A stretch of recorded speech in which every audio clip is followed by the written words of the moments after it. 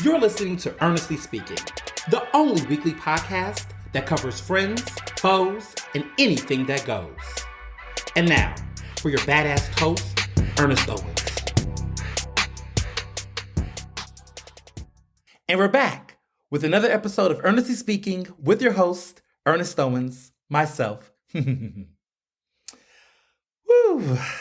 It is officially less than a month away until my debut book, The Case for Cancel Culture, comes out.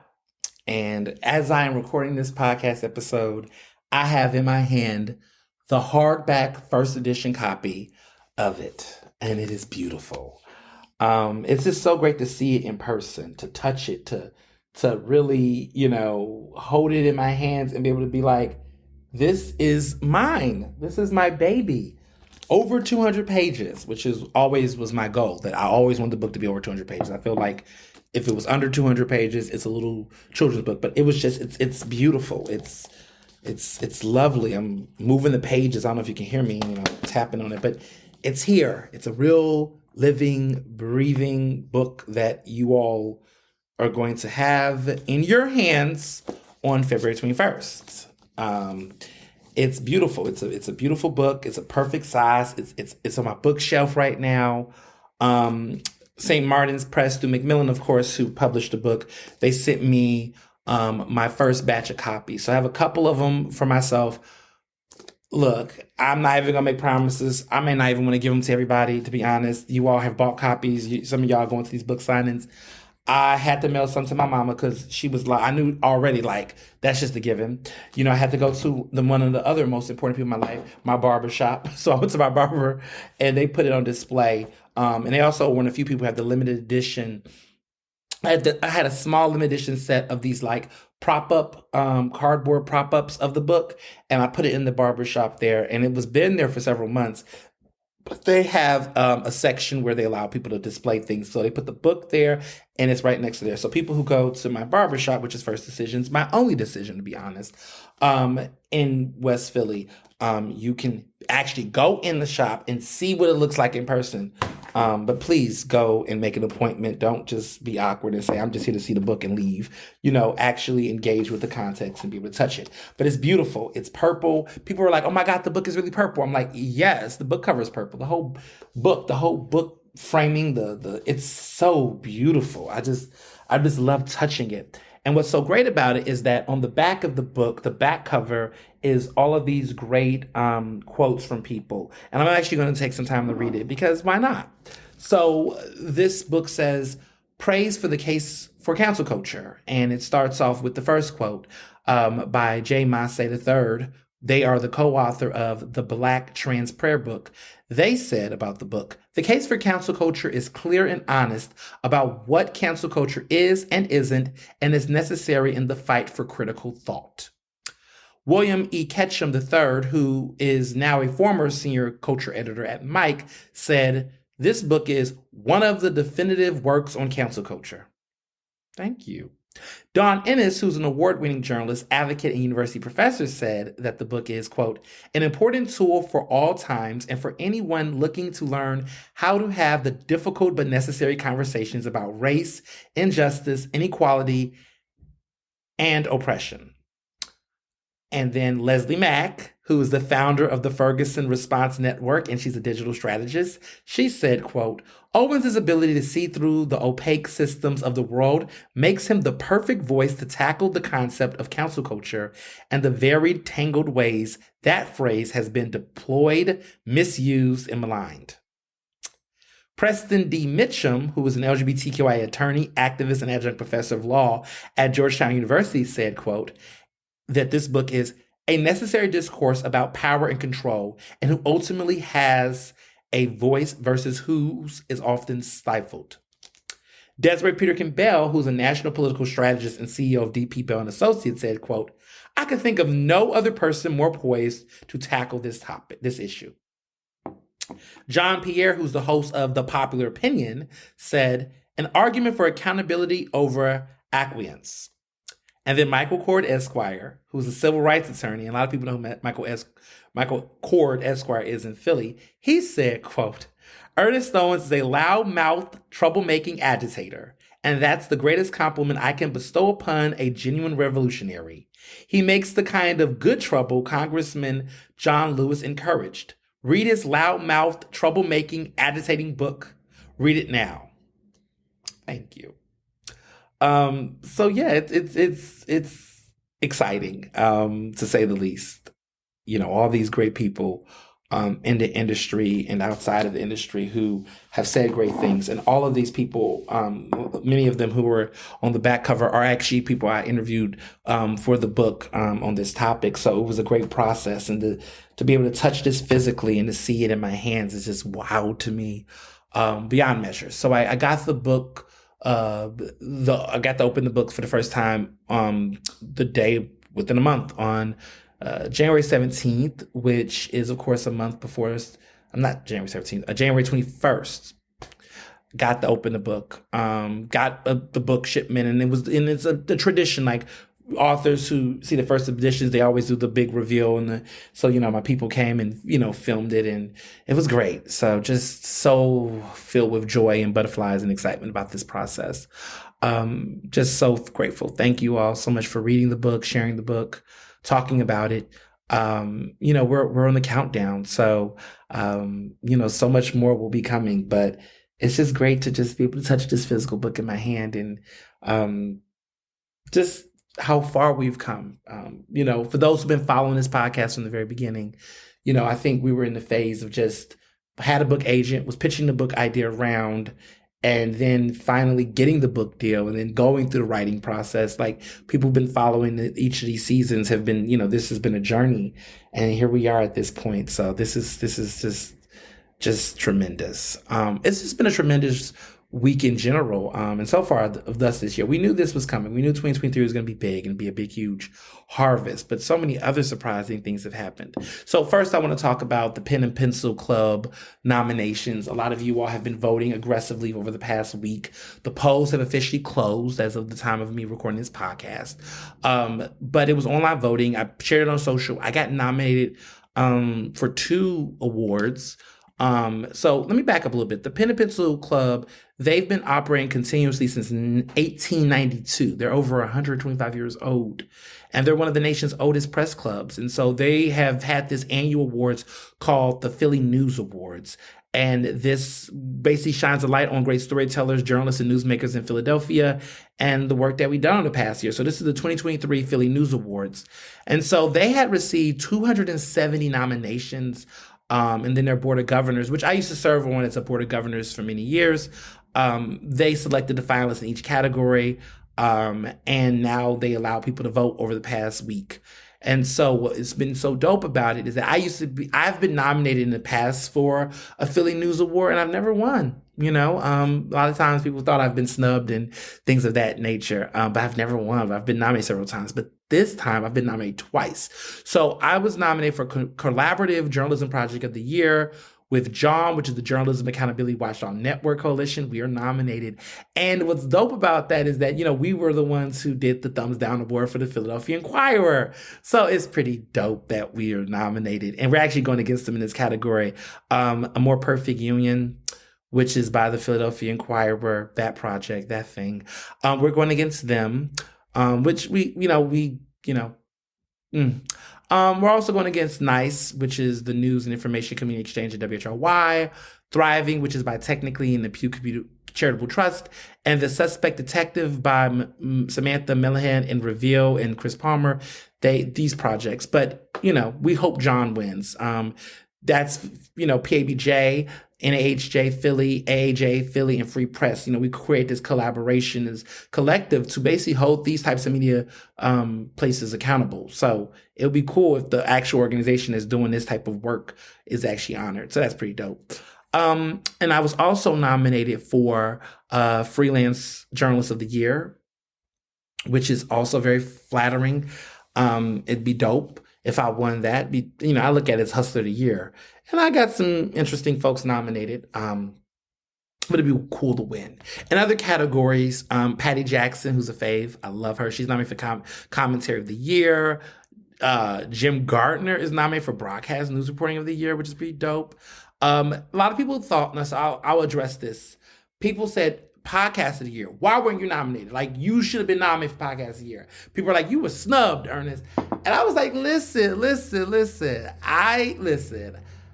All I gotta say is, y'all know who the podcast of the year is. Let me stop.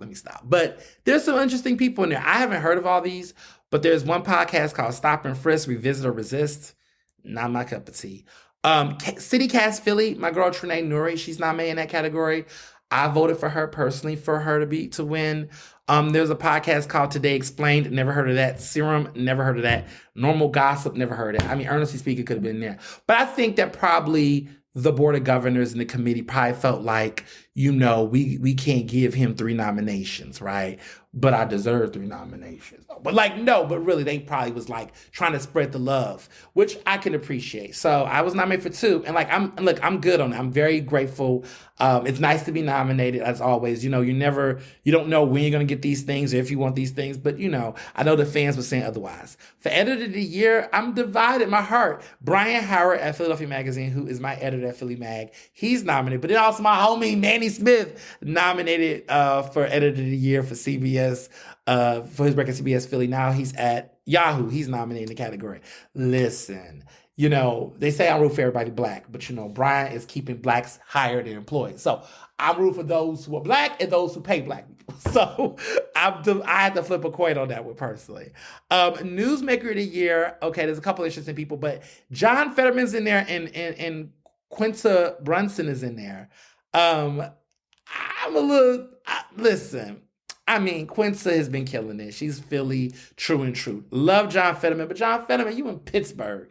So I had to give my vote to Quinta. Sorry. My friends tease me about this all the time because I butcher her name. I see it and I know what I want to say, and then I think of something else. Because, I'm from the hood. Look, Quinetta is a real thing, but Quinta is her real name, Quinta Brunson. But, I voted for Quinta. Because, I'm rooting for everybody black. But, John Fetterman, you got the U.S. Senate. Let Quinta have something. Well, Quinta got an Emmy, a Golden Globe. She got a lot of things, too. But I just felt like Philly. Some other people nominated some categories that I did like. Social media use of the year.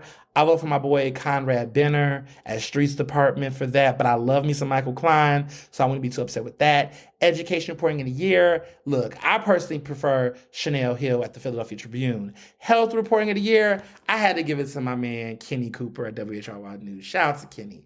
Criminal justice reporting of the year. Mensa Dean, one of the GOATs, right? The Trace. He's at the Trace now, but he's the Inquirer. Mensa Dean got my vote for that. Sports reporting of the year. It's complicated, but Dan McQuaid always wins, and Daniel McQuaid at The Defector is dope. But Pat Galen at CBS Philadelphia wouldn't be mad at that. Political reporting of the year, to be honest, Holly Otterbein at Politico. We used to work together at Philly Mag. Come on, y'all see it. Cultural reporting of the year, Anya Lachelle at NBC 10. Everybody else, y'all probably do some good stuff, but Anya Lachelle at NBC Philadelphia is my girl. I voted for her. Investigative work of the year, Claudia Vargas, NBC Philadelphia for closing Philly's public housing loophole. That was my investigative story. I thought was great. It's a bunch of other people from the Inquirer in there, and I don't really rock with the Inquirer. Traditional news provider of the year. Okay, this was tough because I like Resolve Philly. Your fave Trash Man was nominated, which was weird to me. A couple other people. But I voted for the Philadelphia Center for Gun Violence Reporting. They're just doing some really good work over there, PCGVR. And they're prioritizing gun violence reporting, so I just had to give it to them. Freelance Journalist of the Year. Look, I voted for myself. Just for the accuracy. Who is in the freelance game doing it like I do? I'm just saying.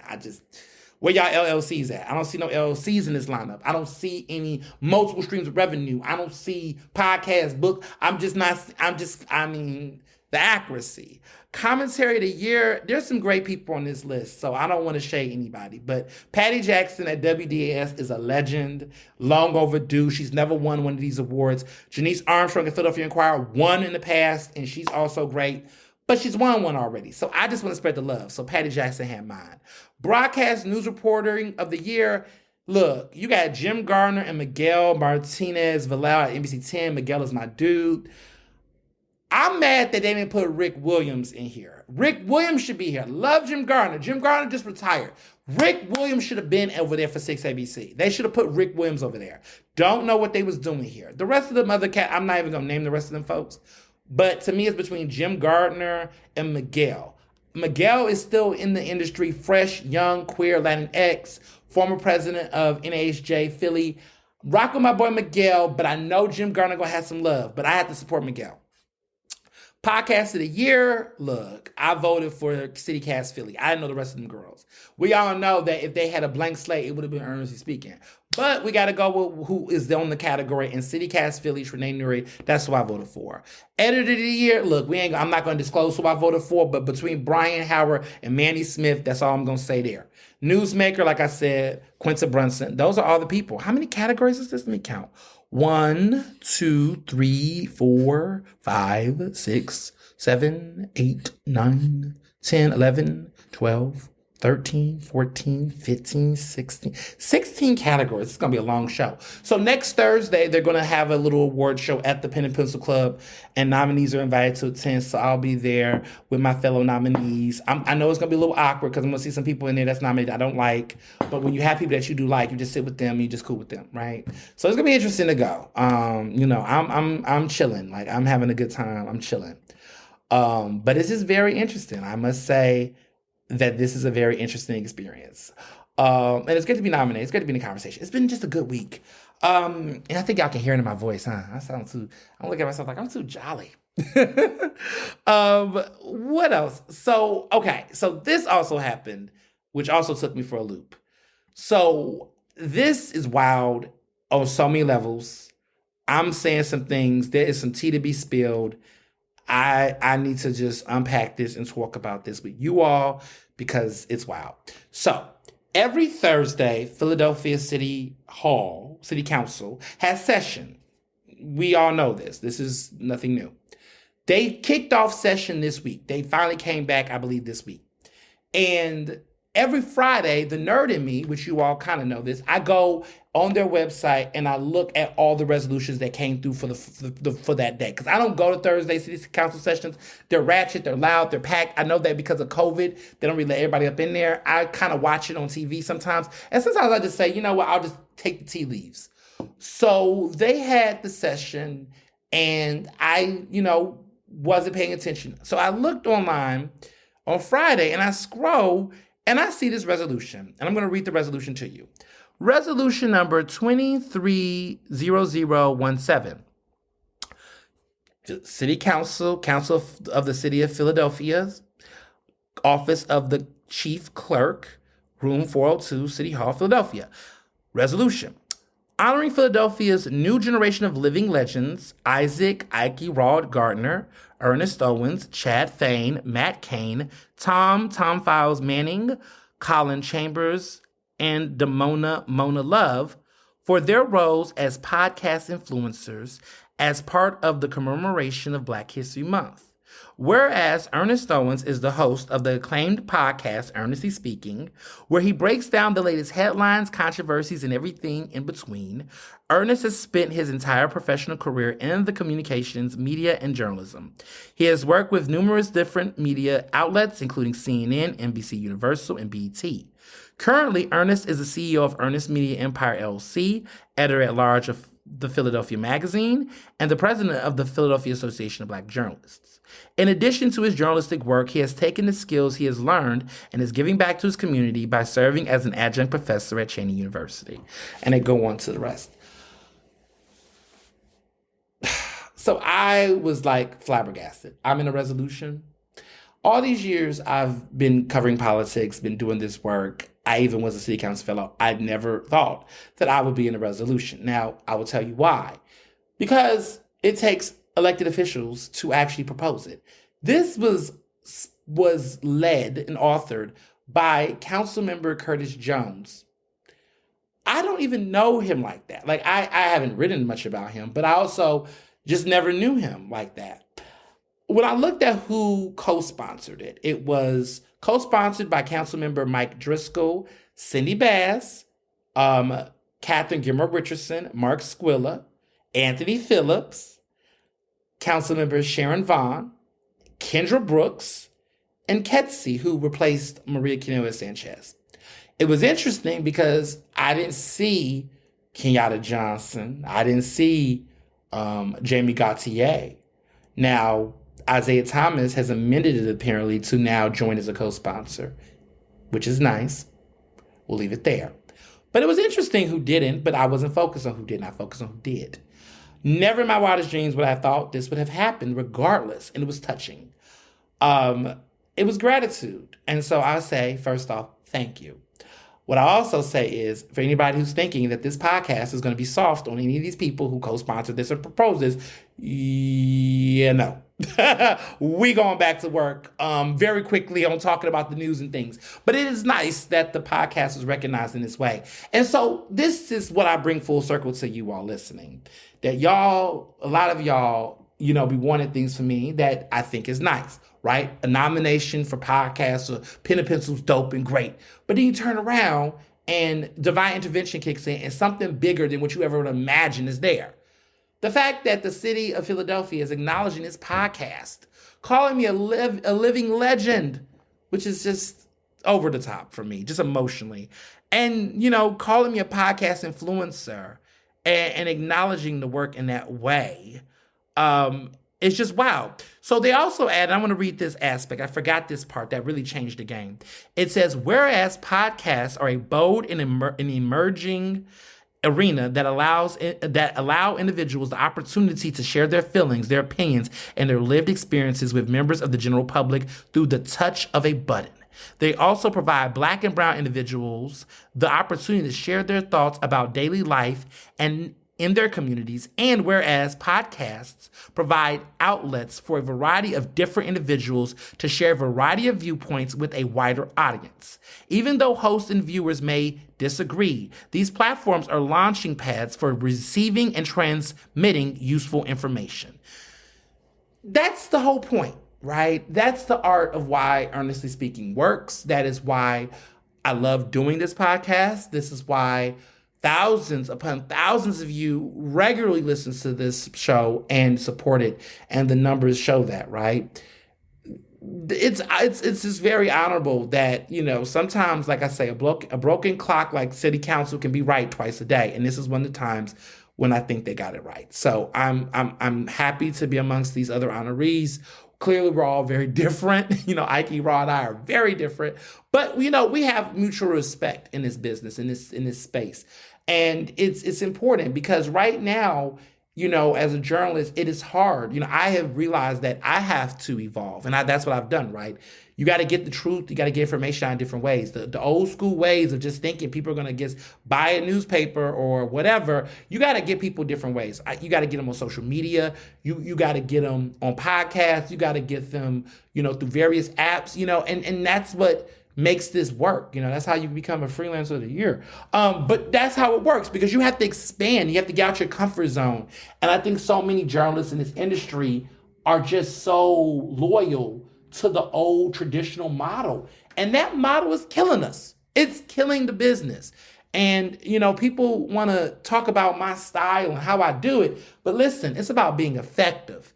And you don't get effective if you don't evolve, if you don't mix it up, if you don't try new things. And at the end of the day, this is about spreading information and informing people. This is a serious profession. I'm not a doctor. I don't have a doctorate, but I look at what I do as something that is essential to the quality of living. Information is important.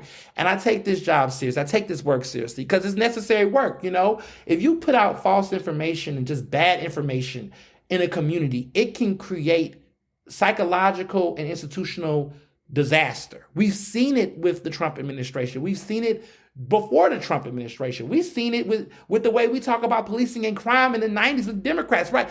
All of this creates the confusion that we have and how we look at ourselves, our bodies, our skin complexions, our hair types. All of these things shape us. And so when you're in this profession and you're saying you're a journalist, you better take that as seriously as being a doctor or any type of practitioner, because all of these things shape the way people see themselves, view the world, and act. And if you are not recognizing that you need to meet people where they're at in these communities and find different ways to tap into them, there are people who may not get a subscription to Philadelphia Magazine.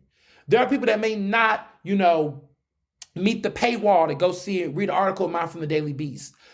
But does that mean that they don't deserve the information because they can't afford to pay for it, don't know how to access it? There's digital divides. But if I can get and tap into somebody who is on Apple and iPad and Apple Podcast and can get this for free, because I don't do subscriptions. I don't charge the community for it. That's what these ads are for. So when you hear these ads on the podcast, you're like, oh my God, here comes another ad. That's paying for this podcast to sustain itself. It's fully profitable. Shout out to getting the federal grants and the grants required to have me to be able to get this equipment. But I say all this to say that this is necessary work, and I'm very grateful and very humbled by this, for sure. This was definitely a surprise, and what I'm saying, I love it. Yeah. So grateful. So grateful. Just, yeah. So outside of that, there's just so much other good news going on. My fave, Josh, okay, my fellow lit brother, Josh Eats Philly. He's launching a new sundae, ice cream sundae at Van Leeuwen's in Fishtown, which they just have a new location in Fishtown that just opened. Josh has this new flavor that he is getting the girls excited about, and I can't stop talking enough about it. So this ice cream flavor is called Josh's Birthday Party Sundae, which is now available.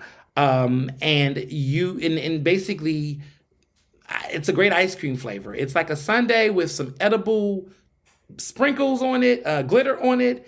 It includes ice cream, chocolate scoop with some chocolate syrup, some Oreo crumbs, some whipped cream, some regular sprinkles, and then an ice cream cone upside down in the sundae. And then it also includes this glitter that is edible that goes on top. It is so pretty. It's a cute sundae. And they're going to start being available on January 21st, which already happened. So it's available at the Midtown location and Rittenhouse location. So you can get this Josh's Birthday Party Sundae. You can get that sundae now. It's available at the Midtown location, the Fishtown location. So for people who may not know one of the locations, if you go down to Elvez, across the street from Elvez used to be the Capadrillo. Van Leeuwen's has replaced that Capadrillo, and now it is just the Van Leeuwen's across from Elvez. That's the popular location. There's another one in Rittenhouse that's right near Jenny's, on that strip near Jenny's, which is on like Chestnut, but it's crept in over there. That's the best way I can describe that location. I think it's right next to where De Bruno's is on that corner. It's right there in Rittenhouse. You can't miss it. But yes, if you love it, shout him out. His IG handle is Josh Eats Philly. It's my lit brother. We're supporting him. He's also having a birthday party, launch party, now. His birthday already passed. He's a Capricorn, y'all. He is not a what is it? Aquarius. He's not an Aquarius. He's just a Capricorn. But he's been working the mix with this for a minute, so now it's ready, and we're going to all try it in early February. There's going to be an official birthday party celebration for this endeavor, and we're all going to get together, and we're going to celebrate and have it. The boys and I are going to get together and have it with them. So it's coming up in early February. We're super excited. So just want to put that out there. And also, we love charity. For every person who buys a sundae, $1 from every sale will be donated to Phil Abundance, which works to provide food and resources to people who are in, eating, housing insecurity and basically they want poverty.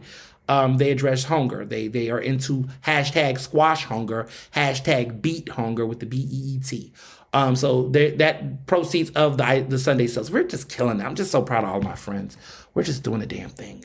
And also, too, sidebar, Jamarcus Henderson, of course, my lit brother, his album, of course, Atonement, for those who listen to his music. A lot of y'all listen to it and y'all tell him y'all love his music and hear it. He just released the remastered version of the album, fully loaded, fully remastered, premium, it's a great album, but you can hear it fully remastered and it's fabulous. So make sure you stream that as well. Look at me doing all the promo.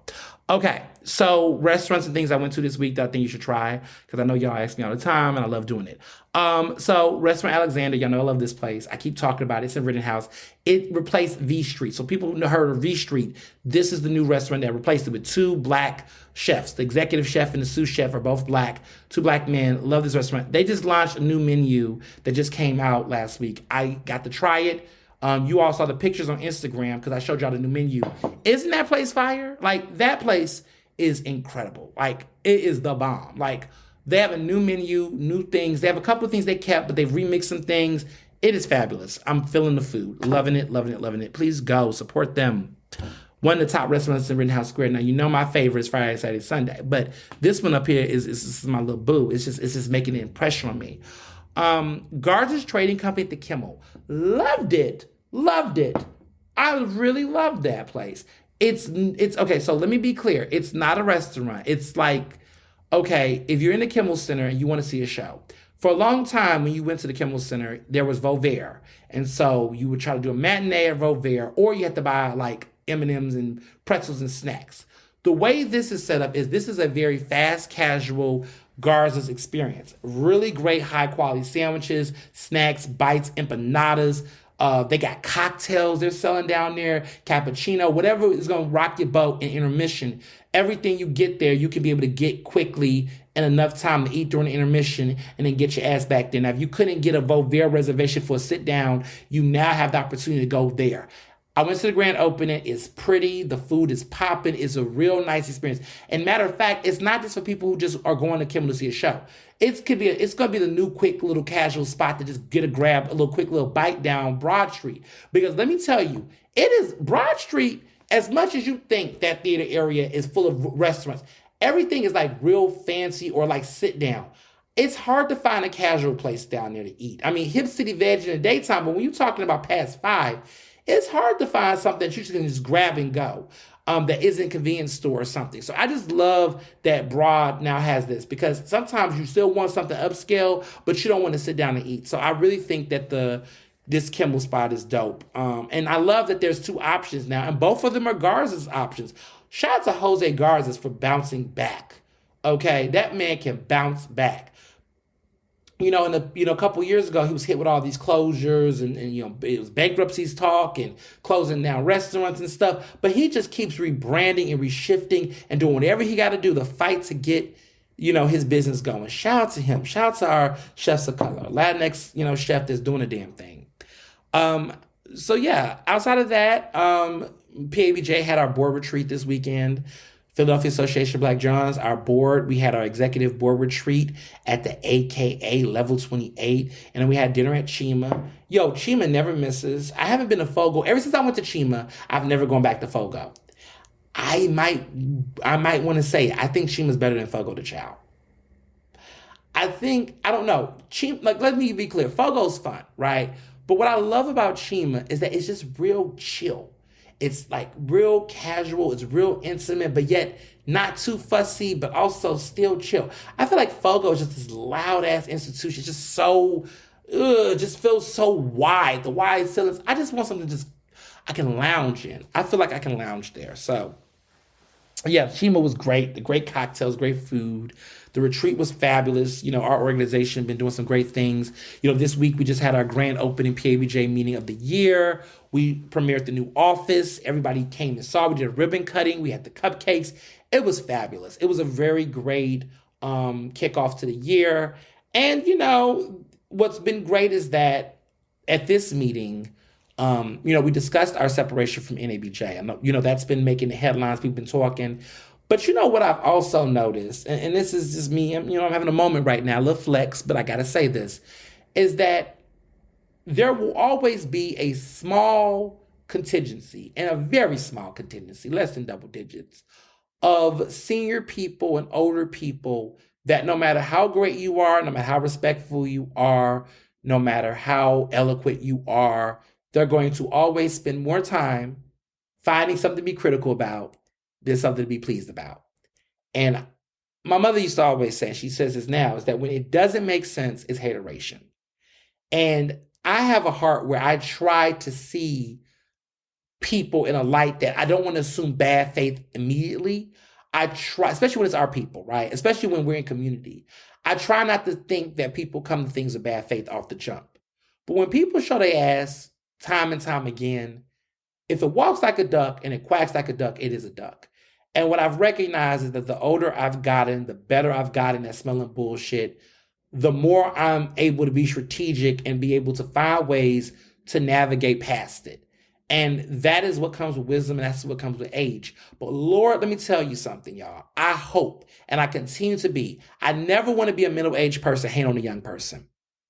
Ain't looking good and don't look good, y'all. I never want to be that person, because when you encounter a person like that, it's terrible. It is terrible. It is terrible, y'all. And we see it in this industry, right? We see it in media. We see it in entertainment. We see it in sports. It's just a lot of these middle-aged folks, and I got to keep it 100.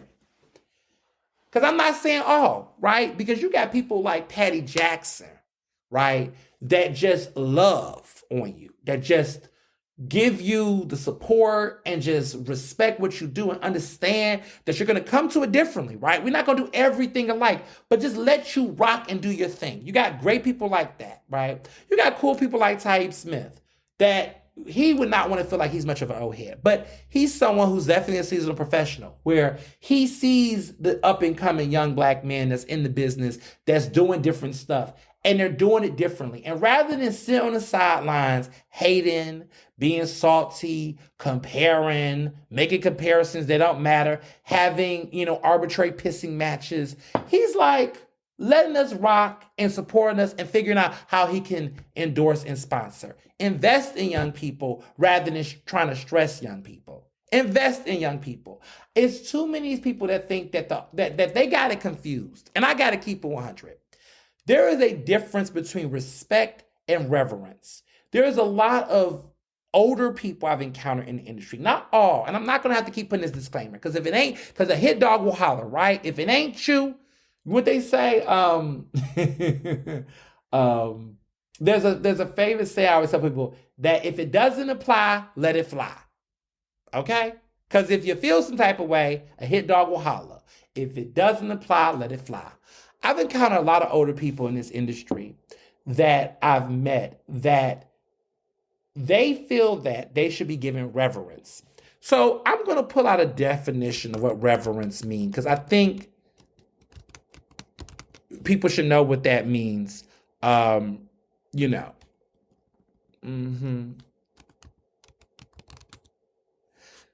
reverence means a deep respect for someone or something.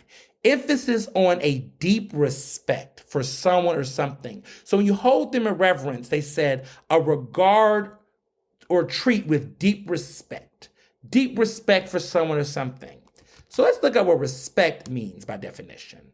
It means a feeling the state of being admired or respected, a person's polite greetings, due regard for the feelings, wishes, rights, and traditions of others, a particular aspect, point, or detail, right? So it's very, simple. So reverence is a deep respect, and respect is just simply respect. There's a lot of people who feel entitled to having deep respect. And there's people, I believe every person, until they lose it, is to be given respect until proven otherwise. I don't believe everybody is deserved or entitled to reverence. I think everyone is deserving of respect until they break their barriers. We're entering a situation where I think there's a lot of seniored, long-time professional journalists, older people, yada, yada, yada, that automatically assumes that young people should give them reverence when we choose to just simply give them respect. And that has been the traditional cultural realm. I don't grovel at every person's feet. I don't think that every older person is wise. I think there are some people that, like any age, because we have to acknowledge that everyone at every age, there will be assholes, there will be jerks, there will be bigots, there will be homophobes and transphobes and sexists and misogynists and pigs. That is across every age group. And some of these people think that because they're older, that they're automatically this legendary wise person. I've met some old fools, and I've met clearly some young ones. But what I think happens in these situations that I encounter is that I encounter a lot of older people who demand reverence from me when I don't know them.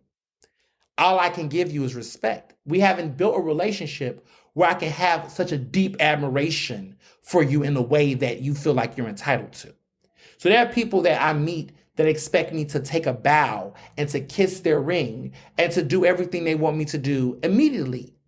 And I'm like, well, wait a minute. I'm going to say hello. I'm going to shake your hand. I'm going to introduce myself. But what I'm not going to do is bow to you like the Queen of Elizabeth, because I don't do that to everybody. I've done it for Oprah because Oprah has done that for me.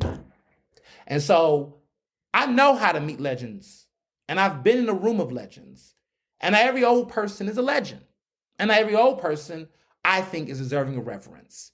So I have clashed with different people who feel like they're entitled to reverence when they only deserve respect. And people have had these encounters in their professional careers. So by all means, take that.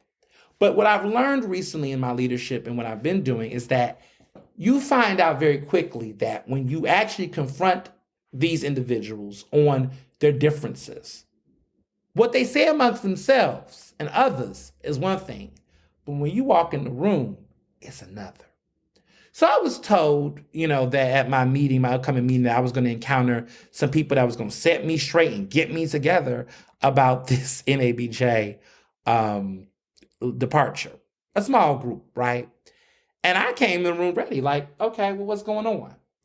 And it wasn't the same smoke. And it wasn't the way that they framed this to other people. What happened was they came in, I said, what's the problem? Do we have a problem?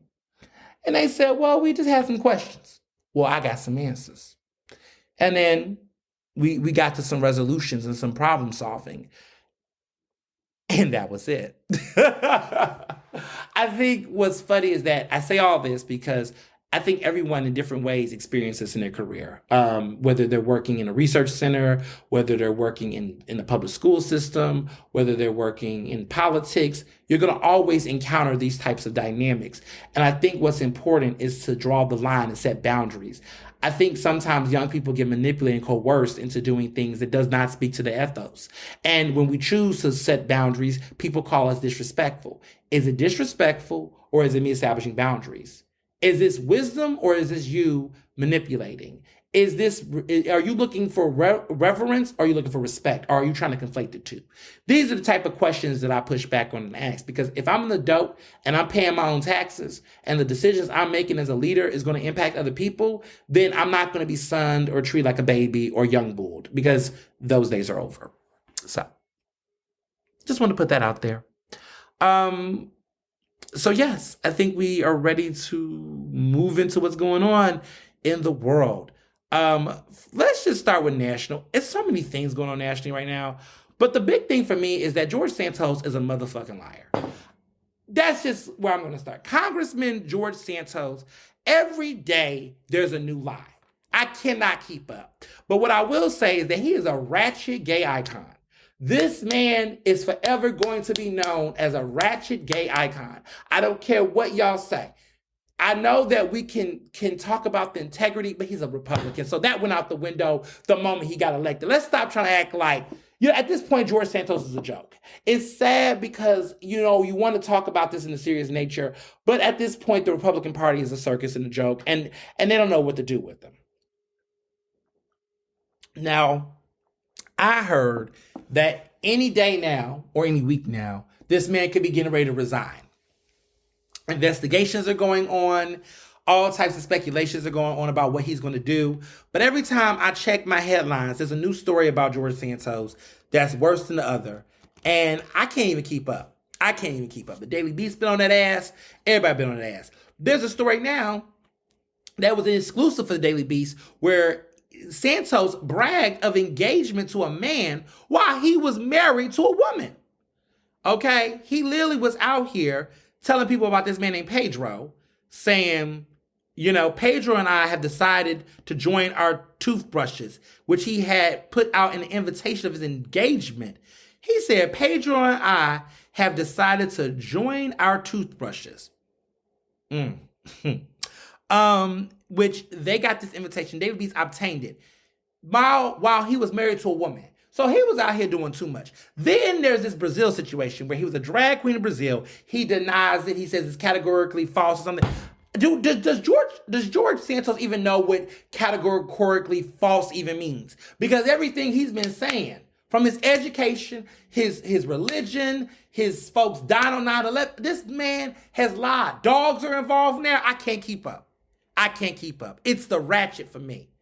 Okay. So there has been several concerns. There is an 87-page document that should have sunk George Santos. Okay? There has been reports, and the Republicans knew for months. There is now a shadow race to replace him. They're looking for somebody smart, clean, and not in trouble. They're trying to get him up out of there. It's just too much. It's just too much. And honestly, at this point, you're just waiting. There's stories about how he took donations from a migrant smuggler. Dogs are now involved. Like I said, I just can't keep up about it. And it's too much. It's too much. He wants more time to address his lies. He's just doing a lot. And honestly, we always keep talking about representational politics, but I'm sorry, y'all. Representation is not everything if this is going to be what it's going to be. Goodness, can we get any gays of color that we like outside of myself and Don Lemon? I mean, child, like George Santos this year, last year was Justice Smollett. Like, oh my goodness, the representation is just a mess. But here we are, 2023. Everybody's like, what do you think is going to happen? I think he's going to be up out of there. I'm thinking about it end of February. We got to get him out by Black History Month. Black History Month has been making some ratchet moves over the past couple of years. It's been some bad Black History Months lately. But this Black History Month, I'm hoping on everything that the powers that be, the divine intervention of our ancestors, get George Santos' ass up out of Congress. He should have been going yesterday, but here he is, still here. So I'm hoping that he's out. But it's just Ratchet, though. I mean, this is just Ratchet. It's a Ratchet gay icon. We're never going to forget him. I want a Netflix documentary or a Hulu documentary.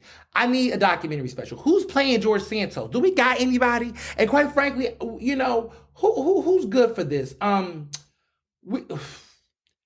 we got? Do we got any thick Latino gays that can play George Santos? Like, somebody's got to play. We got to start getting the cast together.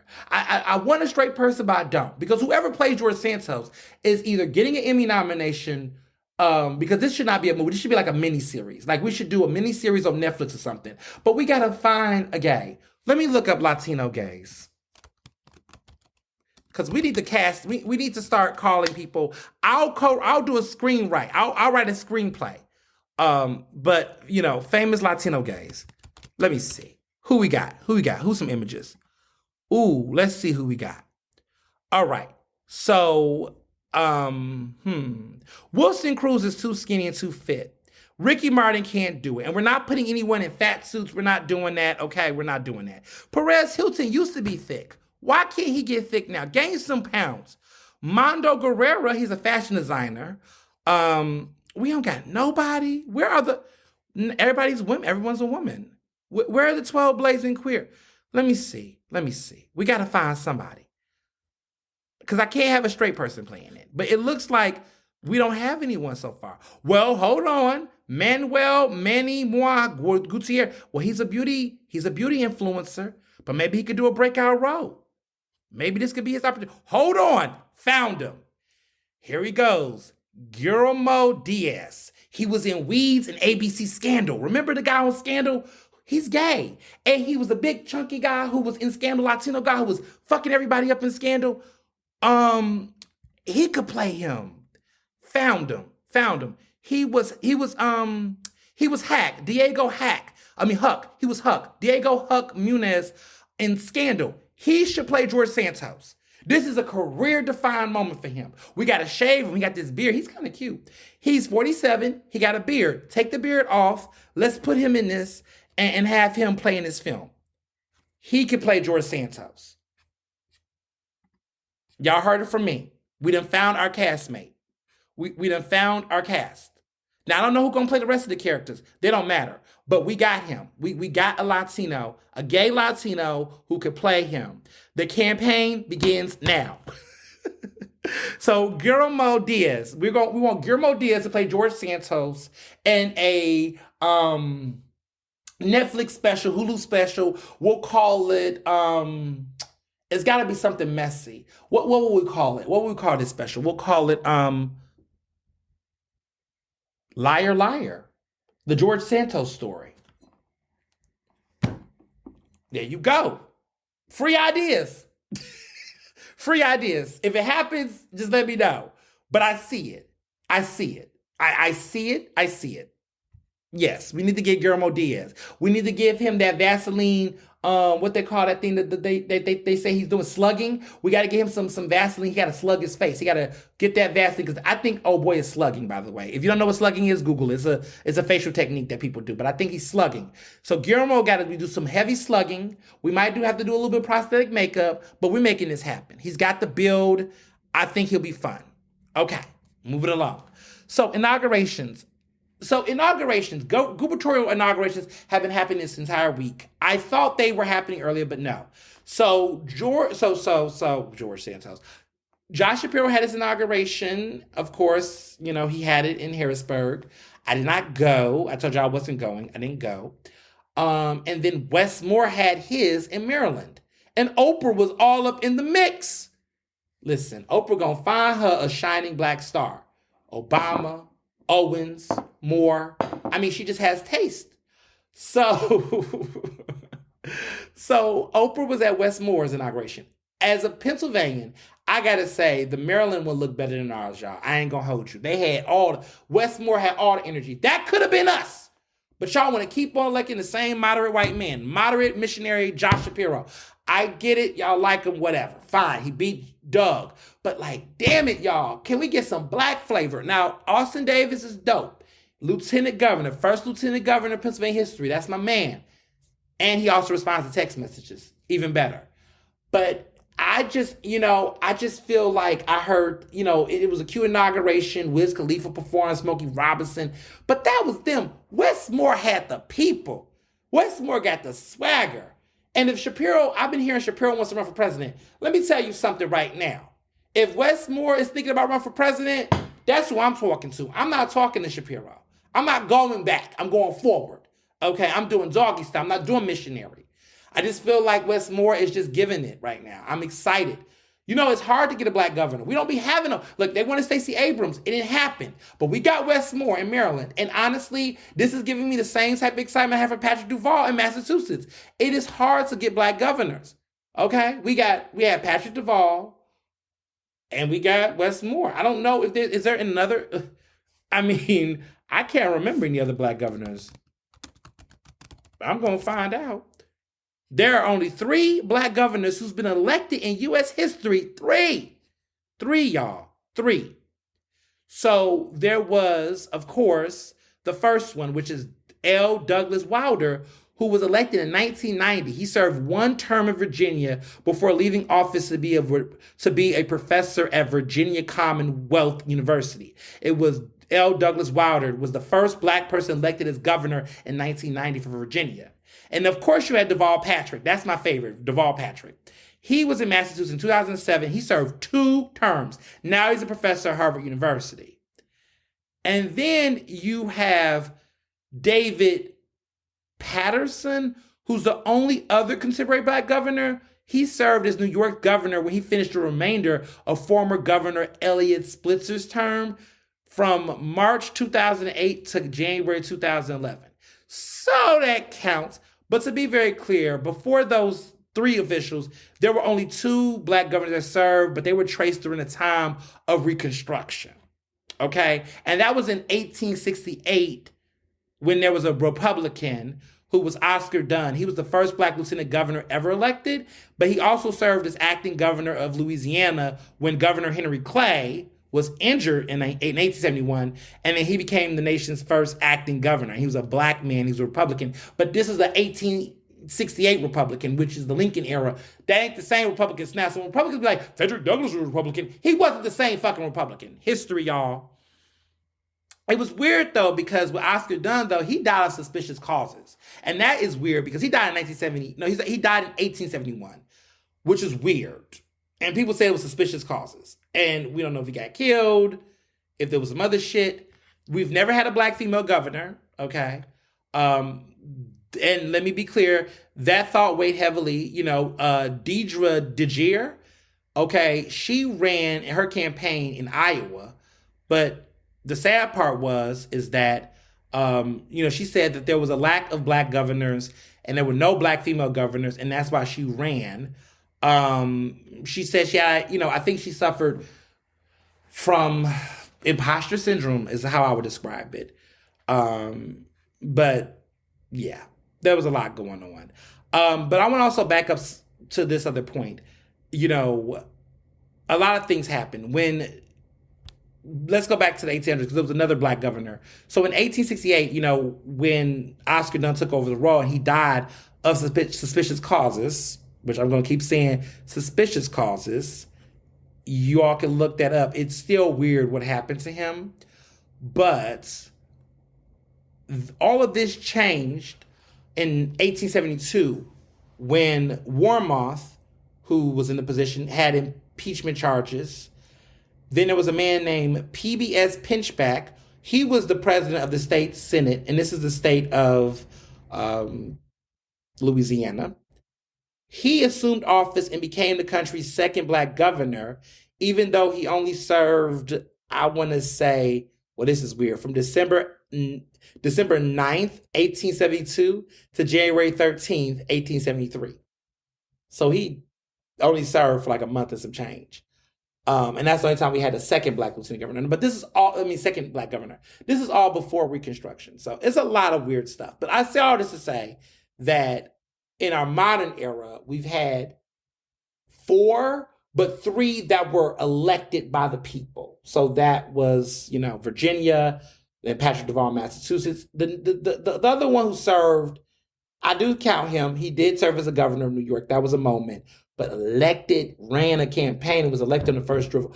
Letitia James in New York could have been the first female governor, I believe. I love Letitia James.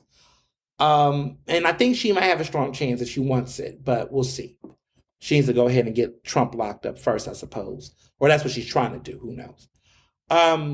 But yeah, I just noticed that. People asked me what I thought about the inauguration. I saw some pictures that were interesting. Now, let me say what I mean by I saw some pictures. I saw some pictures of some people that's supposed to not be together, but was together, and I just want them to not be together because I think some people should not be together, but they was in pictures together, and I'm like, what y'all doing? Y'all shouldn't be together. If you know, you know. So then moving along, let's talk about this crowded Philly mayor race. Normally, I do mayor stuff a little bit later in the podcast, but I'm sorry. I just have so much thoughts about what's been going on with this crowded mayor's race. It's too many people. I wrote a piece, for Philly Mag that said no more Philly mayor candidates. Like, please, no more. We have 10. 10 is too many already. It's royal. It's battle royale. Everybody wants to have a fucking candidates forum. I'm going to get more to that in a minute. I'm just over it. I just y'all doing too much. This is to the point where we're losing democracy. So some of y'all might be asking, well, who are these 10 people? Because I only can keep up with about 8 of them. No, y'all, it's 10 people. I'm going to go by the list. Some of these people you know. So there's a man named Reverend Warren Bloom who is running. This man has already ran like 6 times. He's never served elected office. He's got an interesting rap sheet, which is very telling. Google that, Warren Bloom. It's interesting. He is running. He's ran for other offices. This man's a perennial candidate. That's the first person, Reverend Warren Bloom. Next person is Amin Brown, State Representative Amin Brown, who is, running. Jeff Brown of ShopRite, the guy who runs Brown ShopRite's Fresh Grocer, that stuff. James DeLeon, who is a retired judge, longtime judge. Alan Dom, former city council member, big rich real estate guy. Derek Green, former city council member, nice black guy at large. Council member Helen Gim, former city council member Helen Gim, education person, want to be radical activist, we'll get to her in a minute. Former city council member Sherelle Parker, Northwest Coalition, support Stop and Frisk, we'll get back to her too. Former city council member Maria Keon Sanchez, The Democratic establishment hates her. She wins anyway. Powerful boss. And former city controller Rebecca Reinhardt, who is running as well, and pretty solid. So this is the spirited bunch of people that's running. That's 10 people. Okay? 10 people. As of the time of the recording of this podcast, there has been consistent conversation about 2 other people. State Senator Vincent Hughes. Now, if you are a loyal Ernestly Speaking podcast listener, you know that a while back, I used to talk about what it would look like if Vincent ran and how Vince would be the perfect candidate and how Cheryl Lee Ralph as first lady would be fun, but he wouldn't do it because he was over appropriations committee. Well, y'all, I guess I've been proven wrong. He is fishing. He's sniffing. There's been calls. There's been talks. There's been polls. People really, he's bought a poll. He's been fit, I think, $40-some thousand through surveys. It's getting real over there for him. I don't know. I'm conflicted. I'm like, it's too late. The race is taking shape. And I'll get to what I mean by that in a minute. The race is taking shape. There's been candidates forums already. We're starting to get to the bottom. We're starting to get to the meat of it all. We're in the thick of it now. Campaign finance reports are coming out in 2 weeks. We're in less than 2 weeks. We're going to get somewhere. Results are coming. We're getting close. Why are we doing this right now? It just feels last minute to me. And I feel like it's slightly in bad faith. And then Mike Stack, of all fucking people, Mike Stack, y'all, is considering running for this position. Oh, God. Again, who asked? This man ran for lieutenant governor and lost. Tried to go for Congress, I think. I mean, this man has tried to run for various things. Can't keep his seat. He just hopscotch. I think it was congressional at one point. Him and Tom Wolf, former Governor Tom Wolf, didn't get along. Mike Stack is a joke. He was in Hollywood. His career didn't really pop. He's just all over the place. I don't know what he's doing. This is silly. But let me tell you why I think this is really silly and why they're doing it. Because when you have a race that's crowded and you assume people are going to be on the ballot, the margin of percentage you need to win the election becomes smaller when there's so many people, okay? So in this case, more is less, not less is more. More is less, or a value, right? Because the more candidates, they split the vote, and it's only going to take a certain percentage number, right? We're in a situation right now that if this race continues to get as crowded as it is, the winner of the race may only need to get more than 10% to win. That's not good.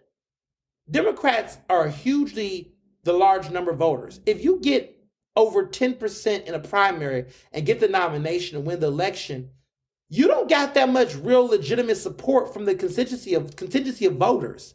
So I don't find it democratic, actually, for them to keep the race this crowded. Somebody's got to say stop. So with all due respect, I'm conflicted on Vincent Hughes because part of me would say, I like the mess, I like the drama, but then I have to also like the democracy more, I like the civility of it all.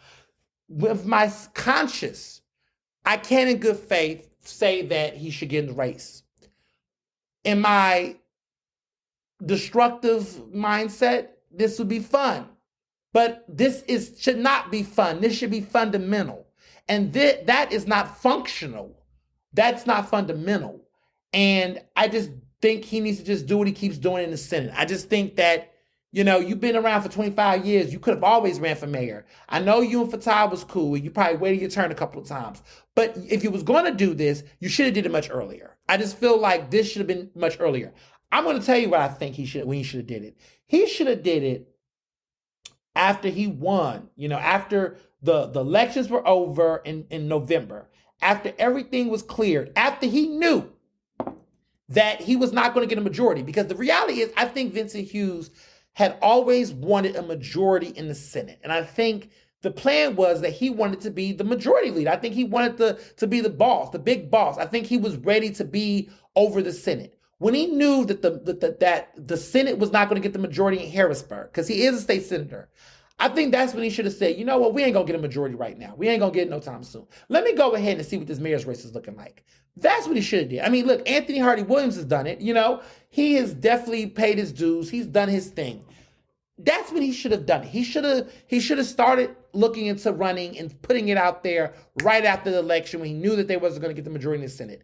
That's when he should have pivoted and made the move.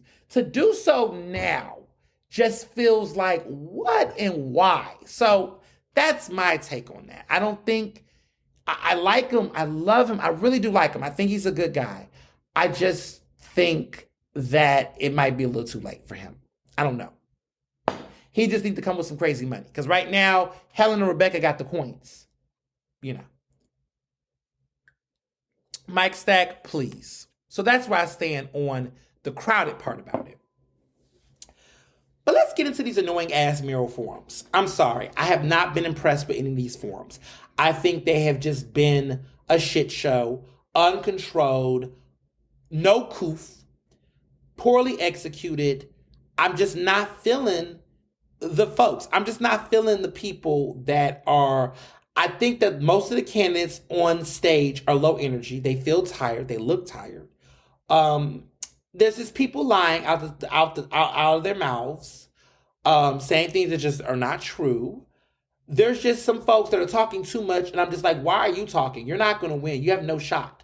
Why do you keep talking? Like, like, you're just using this platform to get clout. Like, this is so whack. Like, what are you doing? Like, there's some people that are literally using this as a stepping stone to get some clout and some attention. They want relevance. Like, I'm going to keep it funky with y'all. Warren Bloom is a troll. He is a political troll. I don't take him seriously. I don't know why he's running. I think he is somebody that's bored. And I think he's running simply because he wants the attention that's coming with it. It's obvious. This man has no shot to win. Like, he has no shot. And I think this is just him having a good old time and having fun because he's bored. A lot of middle-aged, bored black men are running in this race with no chance in hell. So I'm looking at him. I'm looking at James D. Lone. And I'm like, look, he's a judge. He did some great work. No one can take that from the Honorable Judge De Leon. But what a way to make your legacy just be messy. By running for mayor in a race that you have no chance. You have no chance. He has no chance, y'all. Like, some people, you just have to say, why are you here? Get out the race. You have no chance. And also, you're not saying anything special, profound. Warren Bloom is anecdotal, no stats, no figures, just talking anecdotal shit. We're tired of that. That's not happening. You have no experience. You're not qualified. Y'all keep fucking around, and I'm going to go ahead and run for mayor. Okay? I'm going to fucking go ahead and run for mayor. Y'all keep playing. If this is going to be a joke, if people are just going to just run based on ego, fuck it, let me run. And really scare the fuck out of y'all. Because basically, what I'm going to do is run. Hell, I know I'm not going to win, but I'm just going to have fun dragging you all and making it harder for the rest of y'all to win. And maybe through process elimination, they might say, well, shit, he done dragged all of them. Let's just vote for him. Keep playing. I'm not serious. FYI, this is a joke. This is sarcasm. This is sarcasm. But real rap, sarcastically, keep playing and watch me run. And I'll tell you, I'll have fun because, look, I'm clean as a whistle. I know how to work the meat. I know how this go. I'll sit there and look at Helen Gim. Listen, they put me in a room with Helen Gim at a debate. I'll be like, look at Helen Gim like, so Helen Gim, tell me, you say that you're for the people, right? You talk about tax abatements. But don't your house have an abatement, though? I thought your house had an abatement. But you talk against abatements, but even the house you currently live in has an abatement. Hypocrisy. You talk about the status quo and breaking up the establishment, but you sit up and you defend Bobby Heenan left and right. What's up with that? Oh, you talk about you want to get rid of corruption and conspiracies and conflict interests. Tell me this. When there was a bill that Greenlee, when Bill Greenlee, when he was in council, proposed a bill to say that pharmaceutical reps and companies and doctors could not accept gifts, you voted against it because your husband had just got a job as a pharmaceutical rep. But you don't stand for conflict interests? And don't get it twisted. I know that you went to the ethics committee over there in the city hall and asked them if it was ethical for you to do it or not, and they told you it was okay.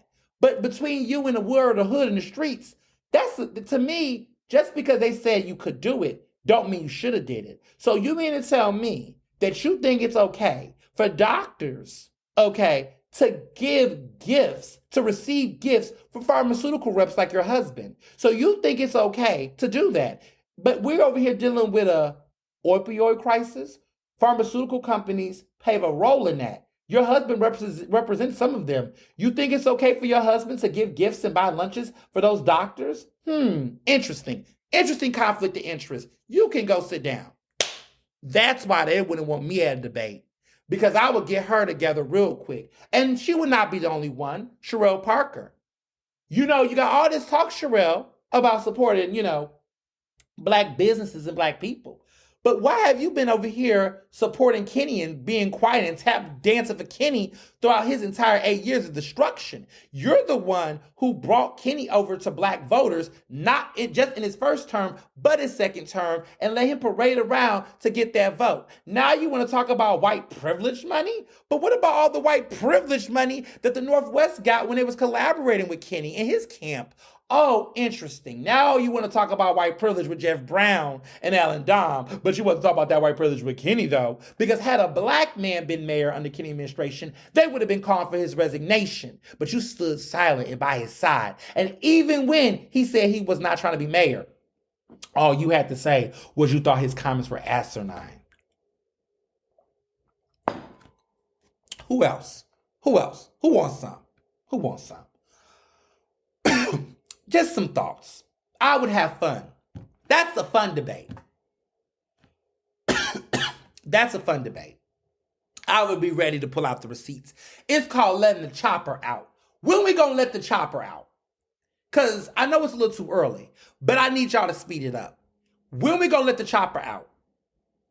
Because these candidates are walking around here a little too hot. I'm gonna talk about Jeff Brown. I want to ask Jeff Brown, you got all this love for Philly. You got these little videos with people singing Negro spiritual hums and spirituals. You got a love letter for Philly. How long you been living in Philly? Since you got all this love for Philly. I'm just saying, you got businesses in Philly, right? But you just got here. If you love Philly so much, why wasn't you paying taxes in Philly as a Philly residential taxpayer? And you talk about giving people jobs. Ain't nobody asking for these jobs. Listen. I know that there was some misconstruing about how much you pay your people. You pay a decent living wage at the surface level. But how many black people are you amplifying that is as educated or more prepared than you?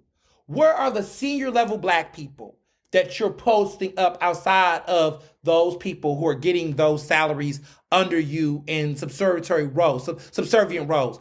Where are you elevating black people in other top tier positions that are not just people working for you? And where are you expressing that in the business community? Because I just feel like you keep talking about the everyday person that's getting these jobs under you, but that's not the only black people that you need to be working with in Philadelphia. I just think that we need to be very careful with the type of rhetoric that Alan Dom and Jeff Brown is doing, because they think that supporting poverty is supporting black people. You can't conflate poverty with black people solely. Yes, poverty do impact the black community in Philadelphia, yes, but you gotta watch how they talk about supporting the black community. If you only are talking about supporting the black community with black people that you feel or see as inferior to you or fiscally inferior to you, that's not supporting the whole black community. Who is supporting black people that are both in power and not in power? You got to support both black types of people. You know, there's a bad type of rhetoric I'm hearing.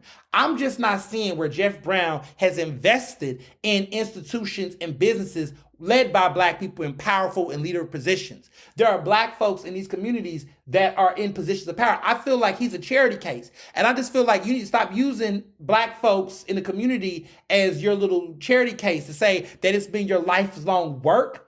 Like some project in Africa, some service project, that you look at supporting these issues out of the place of empathy. I fucks with what Maria Canelo Sanchez was talking about when she said that some of these people in this race are treating this as a place of empathy, like, I care about the black community. That ain't gonna work over here. But I see a lot of black people already drinking some of this Kool-Aid, tap dance a little bit, little step and fetch it a little bit. It's a little too early. And I know that there's some money and some coupons and some gift certificates going out, but we got to have our head above water. We got to see the bullshit. And I just feel like we're not hitting the surface a little bit. It's time to wake it the fuck up. If you're going to go, go. And if you're not going to go, sit down. I'm not seeing enough smoke. Maybe they waited for my mayoral candidate's form. We're going to talk about mine. But let's talk about the two that just already happened. There's another one coming up with the William Wade Center LGBTQ candidate's form. I guess. Everyone asked me some questions. So people was asking me, because they know that I know Amin Brown, the state rep and everything like that. They asked me, why hasn't Amin Brown been these things? Well, first of all, I don't work on this campaign. I'm not a spokesperson. So, I don't speak on behalf of his campaign. That's just not what it is over here. Let's be clear. But what I will say is that what I am under the impression of is that on the day that they had one of the forums, he had a fundraiser. What I heard from sources that he had a fundraiser with some lawyers and some execs and things. I think he's trying to get his money, And I think for someone like him who had the major gaffe that he had and the major fumble that he had, if I was in his shoes, I would be trying to set my money up and get money. I don't know why all these candidates are going to these candidates forums. Listen, y'all going to my candidates forum, but some of these candidates forums are making y'all look worse. I think some of y'all actually don't need to be going to all of them. I think some of y'all need to actually be doing something else because y'all going and y'all actually losing voters. The more appearances you make, I feel like every time Warren Bloom talks, more people just be like, oh my gosh, shut up. I don't want to vote for you. What are you doing? You're embarrassing yourself. I feel like he's actually making himself far worse by actually staying in the race rather than just, bowing out with some grace and some dignity. So I'm actually kind of surprised that he's still actually going. But I guess he ain't got nowhere else to go and to do. Like, I don't know what his personal life is. I don't know if he has any kids or if he's married or anything. But I just feel like if I was in his position, I would be, trying to figure out how I can get myself up out of here because it's only going to get worse. I mean, I just think the gaffes are going to get crazy, but at some point we have to just do better. But I personally think that Amin is not going to these forums because one, I think he's just trying to stay out the drama. And I also think he's trying to get his money. Like he would rather be, a best use of his time probably is saying, look, I'd rather be at a fundraiser than go to some of these forums that are clearly curated by biased folks. Which brings me to my next point. So there was the first major one was done with Suleiman Rahman, who is, a big Black business networking leader, entrepreneur. He runs Diverse Force. He's a big figure in Philadelphia, no doubt about it. There were some people who had some pushback by saying that, he had previously had strong ties with Sherelle. And that, even though Candace couldn't get the questions, people sensed. Now, these are all speculation allegations. So let me be clear. I don't know if this to be fact, but I think some of the people I heard felt like he had some tight allegiances with Sherelle Parker. And Sherelle did stand out at that forum, but they feel like, he wasn't necessarily the best curator to do that forum. And they just felt like it was set up in a way to help her look good. That's what I heard. Look, my issue was that the damn stage was so small that they had Warren Bloom sitting off on the floor because they couldn't fit all the candidates on the table, on the dais. They just, the race is so crowded, they couldn't fit. Like if Amin Brown even would have went, he wouldn't even had a seat because it was so crowded, they couldn't fit everybody on it. But I heard that was a chaotic mess. I did watch it. I did listen to what was said. Yes, I saw that viral clip of Sherelle going in. She was loud and wrong on some of the things that she was saying, but the passion was there. And this is the first forum, not the one that was the previous weekend. It was about Black businesses and things of that nature, I suppose. It was what it was. I think we're not going to be talking about it after this month. It was very quick, fast. We're going to forget about it. But this recent one is the one everyone's talking about that was in connection with 6ABC. So Councilmember Kenyatta Johnson and Councilmember Curtis Jones, they both got together to do a gun violence candidates forum. I'm sipping on this Recess. This is my favorite flavor. This is a blackberry chai. It is good. And I needed it because I was a little loud earlier, so now I'm trying to let my voice get together because I still got more to talk about. I was a little amped up earlier, but I was feeling some type of way. So anyway, they decided both Kenyatta Johnson and Curtis Jones, they both work together. They're both known for their take on gun violence. Now, I heard that they're both bumping heads privately to try to go for council president. Word on the street is that, it may be looking like Daryl Clark's about to dip. And so that's going to create vacancy for council president. There's so many new city council members that each of them could be lobbying people to support them either way. But I'm hearing that Kenyatta Johnson wants council president, and I'm hearing that Curtis Jones wants it as well. And they're looking to see how Daryl's going to go, but they're basically trying to, bump each other's heads forward. But they're also keeping peaceful civility. It's very interesting. Allegedly.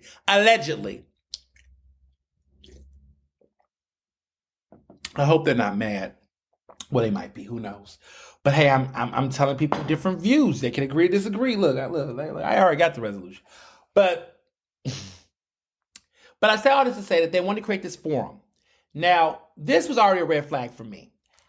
I understand the intention of what Johnson and Jones were trying to do, and I want to just say first that this is just some real feedback. I think that two current elected city council members that are running for re-election the same year, that are hosting a mayoral candidates forum that includes many of their former colleagues, I just think that's a little too heavy-handed. I think that's a little too biased. Now, I understand they weren't the ones asking questions, but I think it's weird for them to put a forum on. I think they should have fell back and supported some other group or other people to do it, like Women in Charge could have did it or something. But I just think for them to really be putting themselves forward, it just looked like a lot of egos. It looked very performative. And, right now, we're tired of the performativeness. So I think the optics, without us even getting into how ratchet it was, the optics just weren't good. Now, I'm not going to talk about any of the other things, but I will say that the moderation of that, woo, child, it could have been a whole lot better. I'm not going to go into names and people, but I just felt like the moderation just was a little chaotic. Yeah. Now, as far as panelists go, this is just a pet peeve I have, and I'm noticing this pattern. I am really tired of these candidate forums being done and orchestrated questions, Q&As by everybody. Largely, most of them are over the age of 40. It is 2023. The population of voters that are going to be the core voters that's going to determine the outcome of this mayoral election are millennials. If you don't have a millennial or a Gen Zer on your panel for the mayoral race, you're doing it wrong. Period.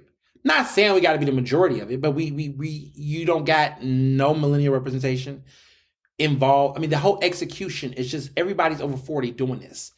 And then you're having these conversations about young people, and you got it so wrong. You're talking about young people, and there's like no young people in the room. There's no young people involved in the process.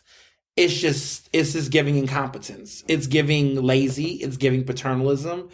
And you know who they are because you're giving them resolutions. But okay, I digress.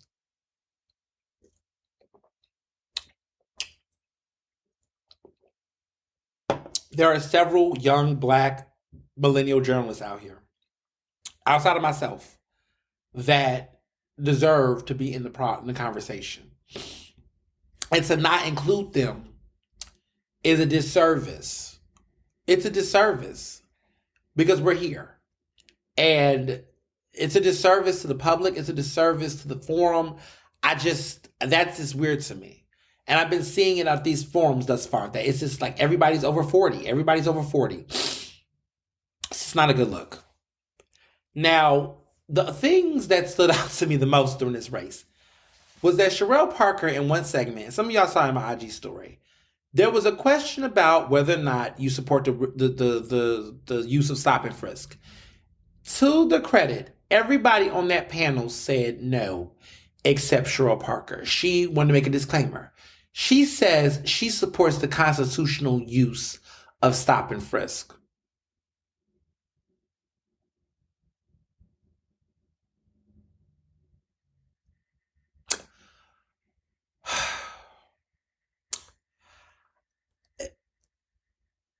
That's who y'all want to elect?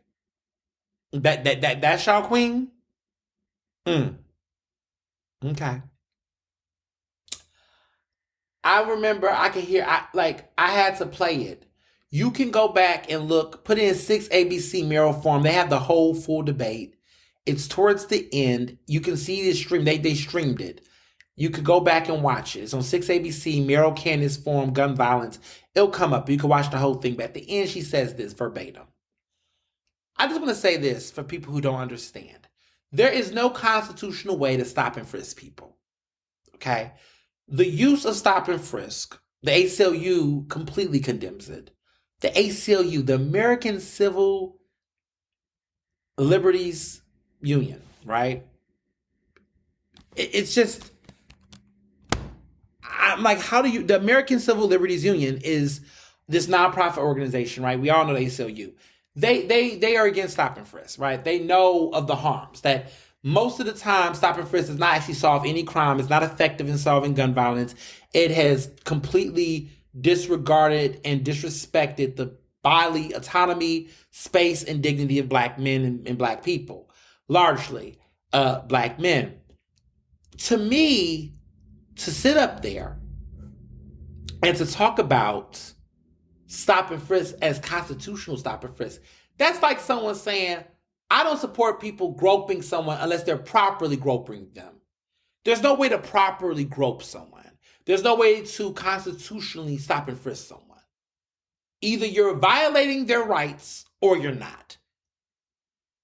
It's like saying, I'm going to write fuck you in cursive, and that's a proper way to say fuck you. Like, I don't know. I don't know where she got that from. I'm going to tell you what I think, and I've been saying this since the fall.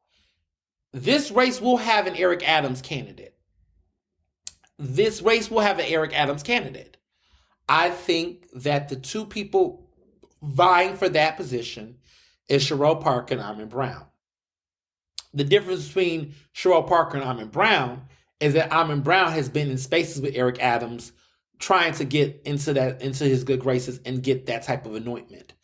Sherrell Parker is just throwing out ideas and throwing spaghetti on the fridge and trying to hope that it stick. She talked about how she was facing criticism about, her idea to put 300 officers on the streets. And, that was a shot at me because I was the one who criticized her back in Philly Mag earlier last year when she proposed the plan. I thought it was reckless. I thought it was just not a good idea.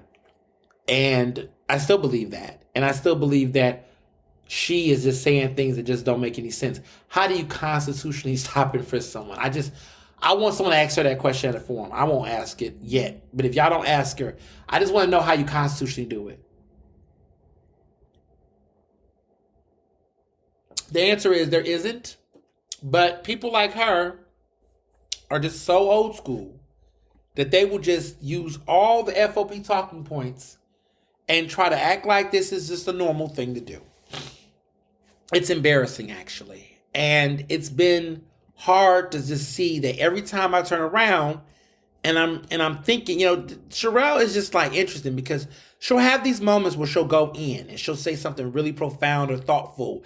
And then you're reminded of who she really is. And you're just like, yeah, nah, I can't do it.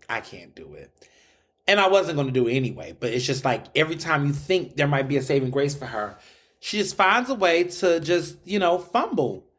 And I'm going to be real with you all. This race is boiling down to two candidates.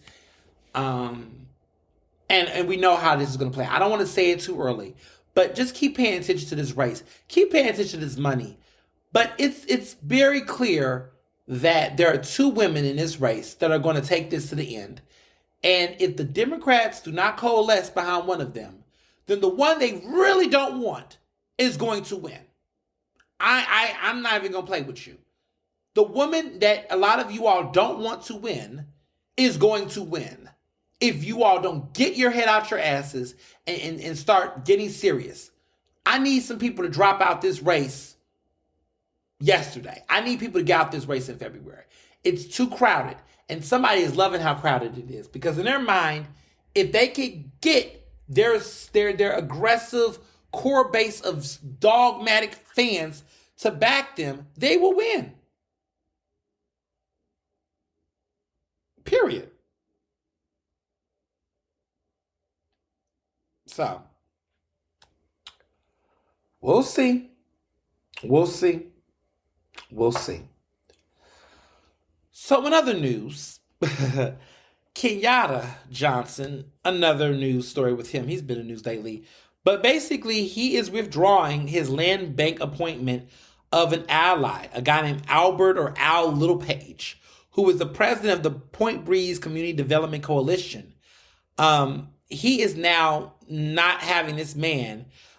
He withdrew his proposal to appoint this man to, who's a Point Breeze community activist, to the board of the Philadelphia Land Bank after he was questioned about this man making a homophobic meme that he tweeted last June.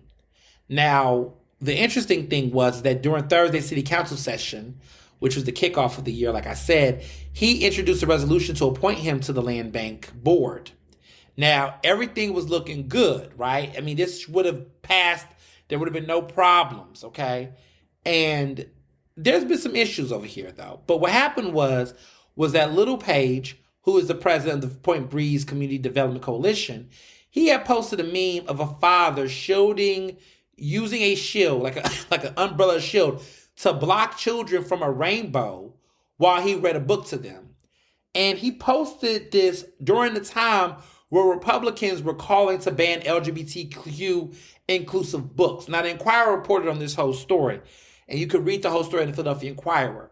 But basically, it was part of a broader conservative effort, apparently, that was trying to basically position LGBTQI people as bad people and being dangerous. It was homophobic as fuck. And I remember when I first saw this, I didn't even know who he was, but I remember this was circulating, so people was really offended. Now, the tea is, and the mess is that at first, Kenyatta Johnson was defending this appointment before he decided to withdraw it. But after council had adjourned, in the interview, he said he was unaware of the meme. He said he supports the LGBTQ community, and he said he picked him because of his role in the Point Breeze community. But after people, saw this post, he said, and this is the other problem that people don't understand. Initially, after he was informed of it, he also said that he nonetheless planned to follow through with the appointment. So even when he was given this information, he was still going to go through with it. So here's what he said, quote, "I picked him because he's a community activist in the neighborhood around the issue of affordable and workforce housing," he told people. "I don't support any views of individuals being anti-LGBTQ. My track record shows I support that community." That community? Okay. Now, I went to Twitter, and when I saw this tweet, y'all saw it, I said I'm disgusted. I'm disgusted because Kenyatta Johnson and I have known each other for years. We knew each other for years, spoke highly of this man back in the day, knew him when I was in college. My husband interned for him when he was in college. And we know him. He knows us. We wasn't happy at all. Because this is the shit I'm talking about. This is the shit I mean when we say we need allies and accomplices. This is the shit I mean when I say that we need this kind of support. When we say what we said, this is the shit that that we be talking about, and that's what pissed me off. These are the type of things that really pissed me off about this. Is that we really us, and it just sounds like in this way, right? After getting all these endorsements in the community, that you was just in this mindset politically, like two things can exist at the same time. I'm going to position and put a homophobe in this position. I don't agree with his views, but we're going to move on with this. It wasn't a good look. And so I tweeted I was disgusted by this, and shame on him. But then minutes later, his spokesperson, who used to be on my board, Vincent Thompson, who served on the PABJ board, told us that Kenyatta spoke with Little Page, and now he plans to withdraw the nomination at council's next session. Y'all see what happened here. Y'all see what happened here. But this is what Vincent Thompson said to the press. Quote, "We're doing it out of an abundance of caution that people may have in the gay and lesbian community, concerns about Albert's nomination."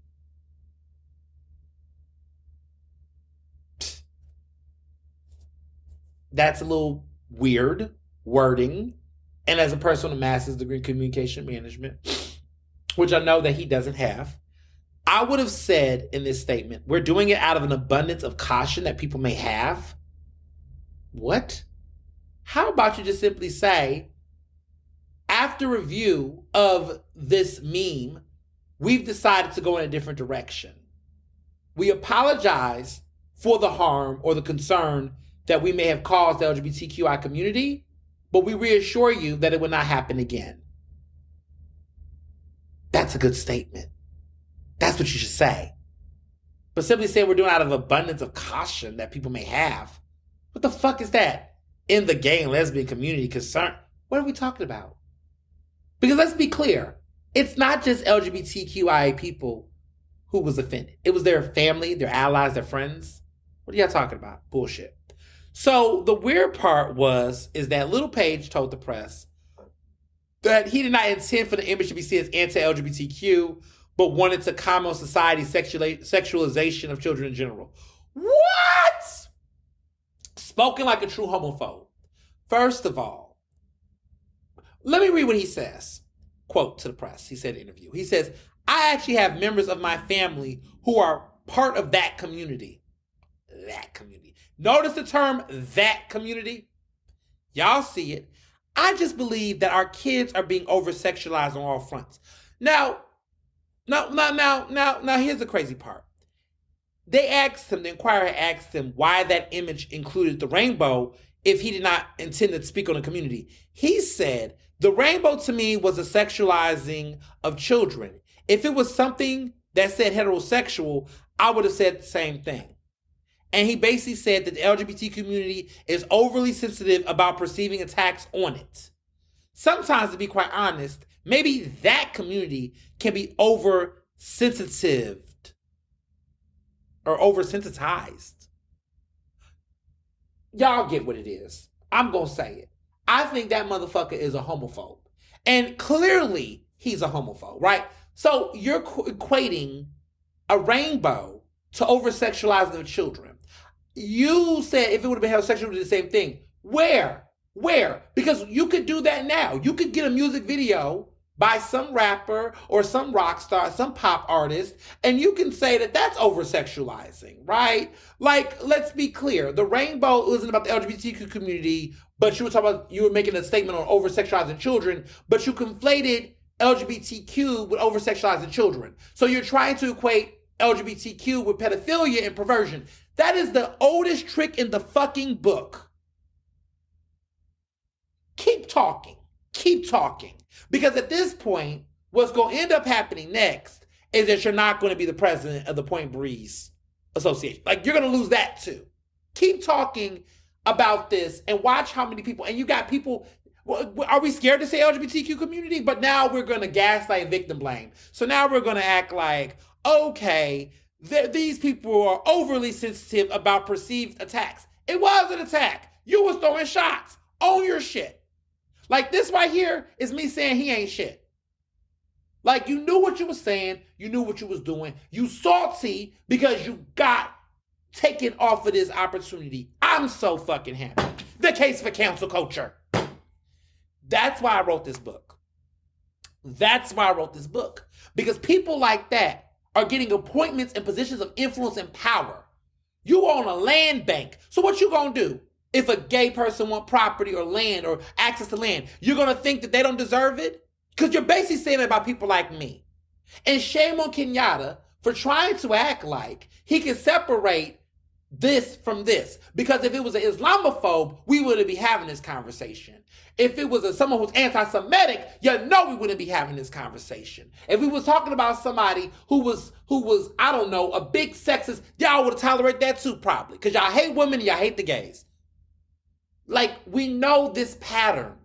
And I'm tired of people taking concessions or making excuses. Just get the fuck done. I'm so disappointed because I know that some of these people in these offices are also homophobic and they don't know how to cover their asses.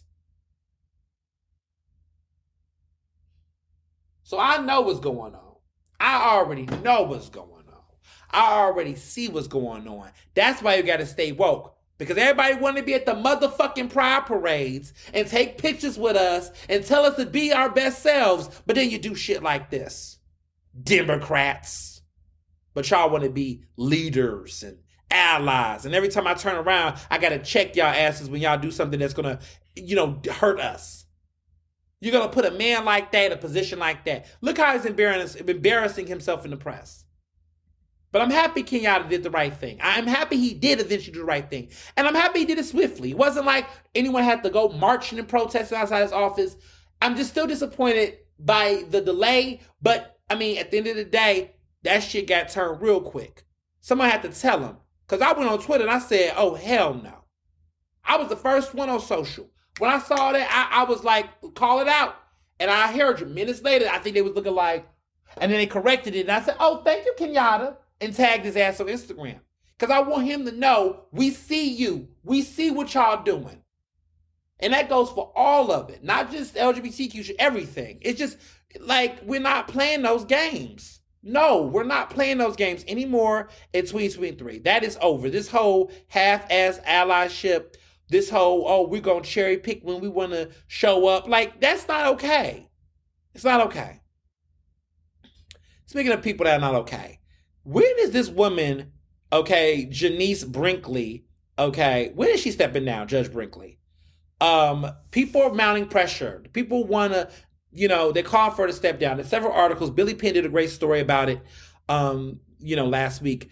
There's a lot of conversations about it. Now, a lot of this is about Meek Mill and how he got his pardon from the Governor Wolf, for this 15-year-old charge that landed him in jail because he popped a willy, after he popped a willy, right? It was a little too much. But Judge Janice Brinkley has been doing the most. And I'm not just talking about Meek Mill and what happened with over sentencing, because y'all know I can't stand Meek Mill. But in this situation, Meek Mill was definitely put through the system in a way that was just aggressive, right? But I'm thinking about all the other black men, other people that people are also considering that she has done some other things in her position that look like she's abused her power. And there's a lot of people right now that's doing it. So she's had some situations where they've taken her away from criminal charges. So we know the influence has already been working, that people are already, taking her off of criminal charges because of some of her behavior, which is a big deal, right? So the interesting thing that has happened to her is that,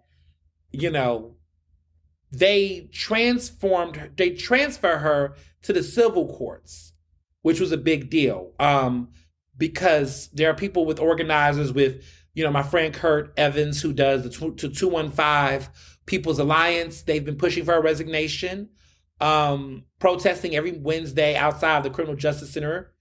But what people need to know is that she got transferred to civil courts, and she has not been doing any deliberate stuff with criminal charges. When they're taking her off of that.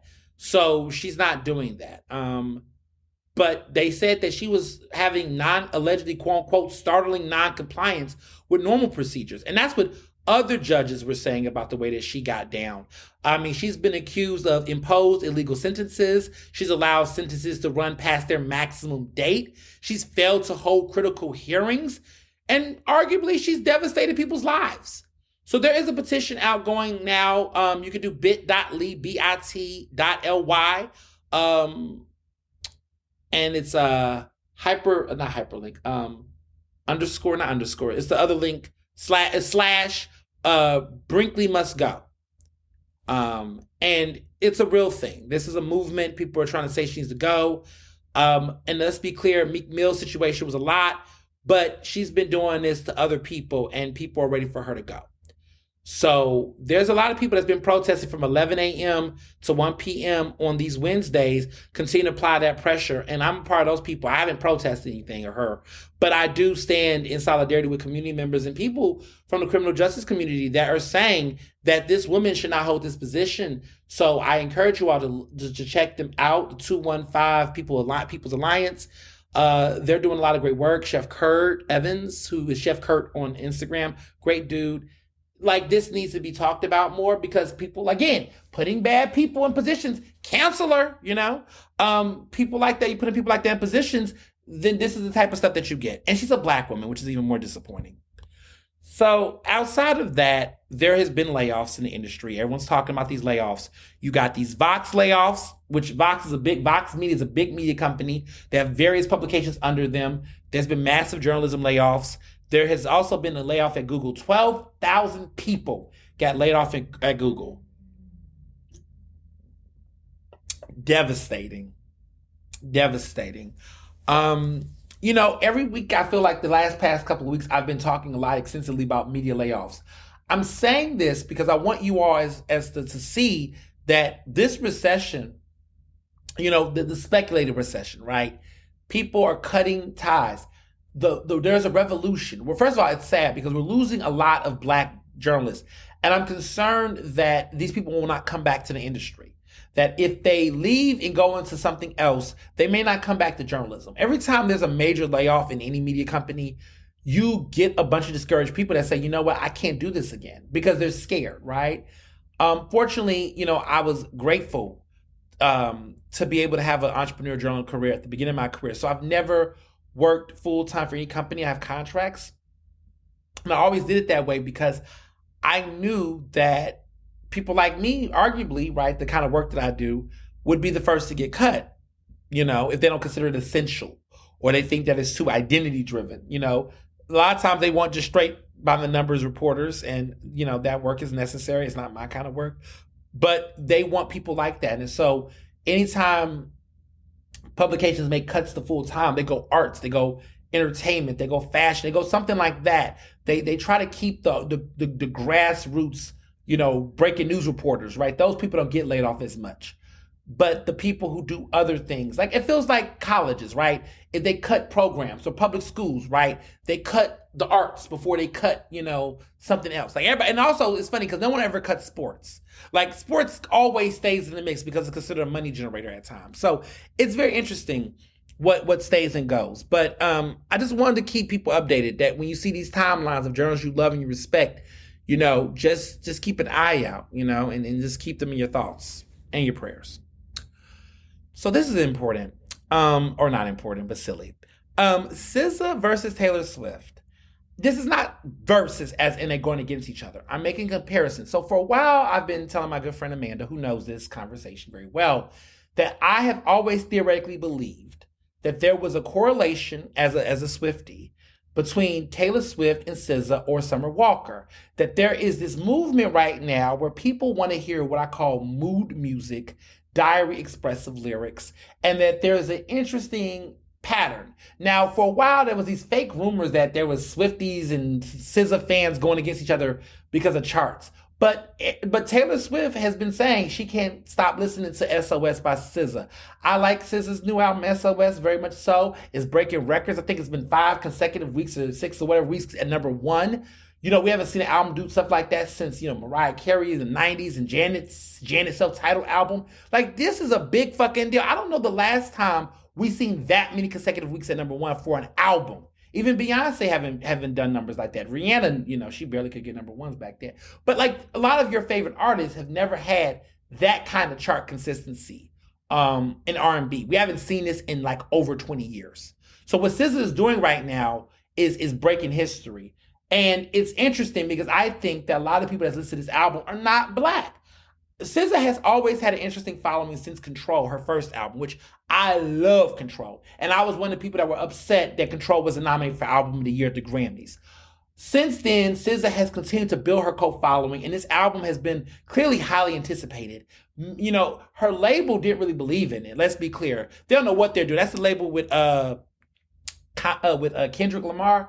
it seemed like Top Dog or whatever was not really thinking this album was going to be great, and she was bumping heads. But baby, when the album came out, it has been super successful. Kill Bill appears to be the top track. It charted at number one.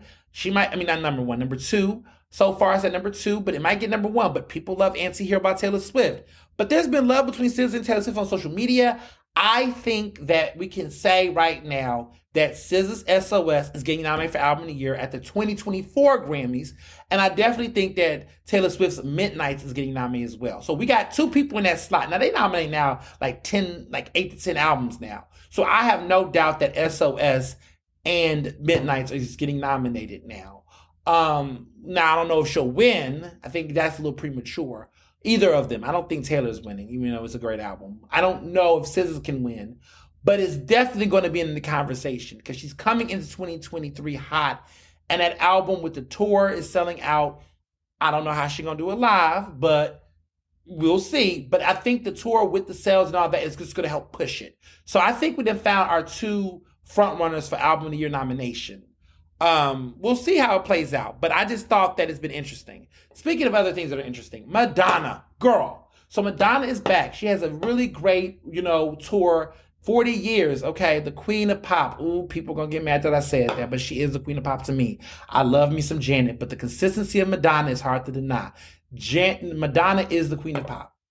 Michael is the king of pop. Okay, Michael Jackson and Madonna are both, to me, that's it. I'm not debating anybody about it. Y'all debate your cat. But Madonna's stats are there, okay? 40 years, baby. Consistent.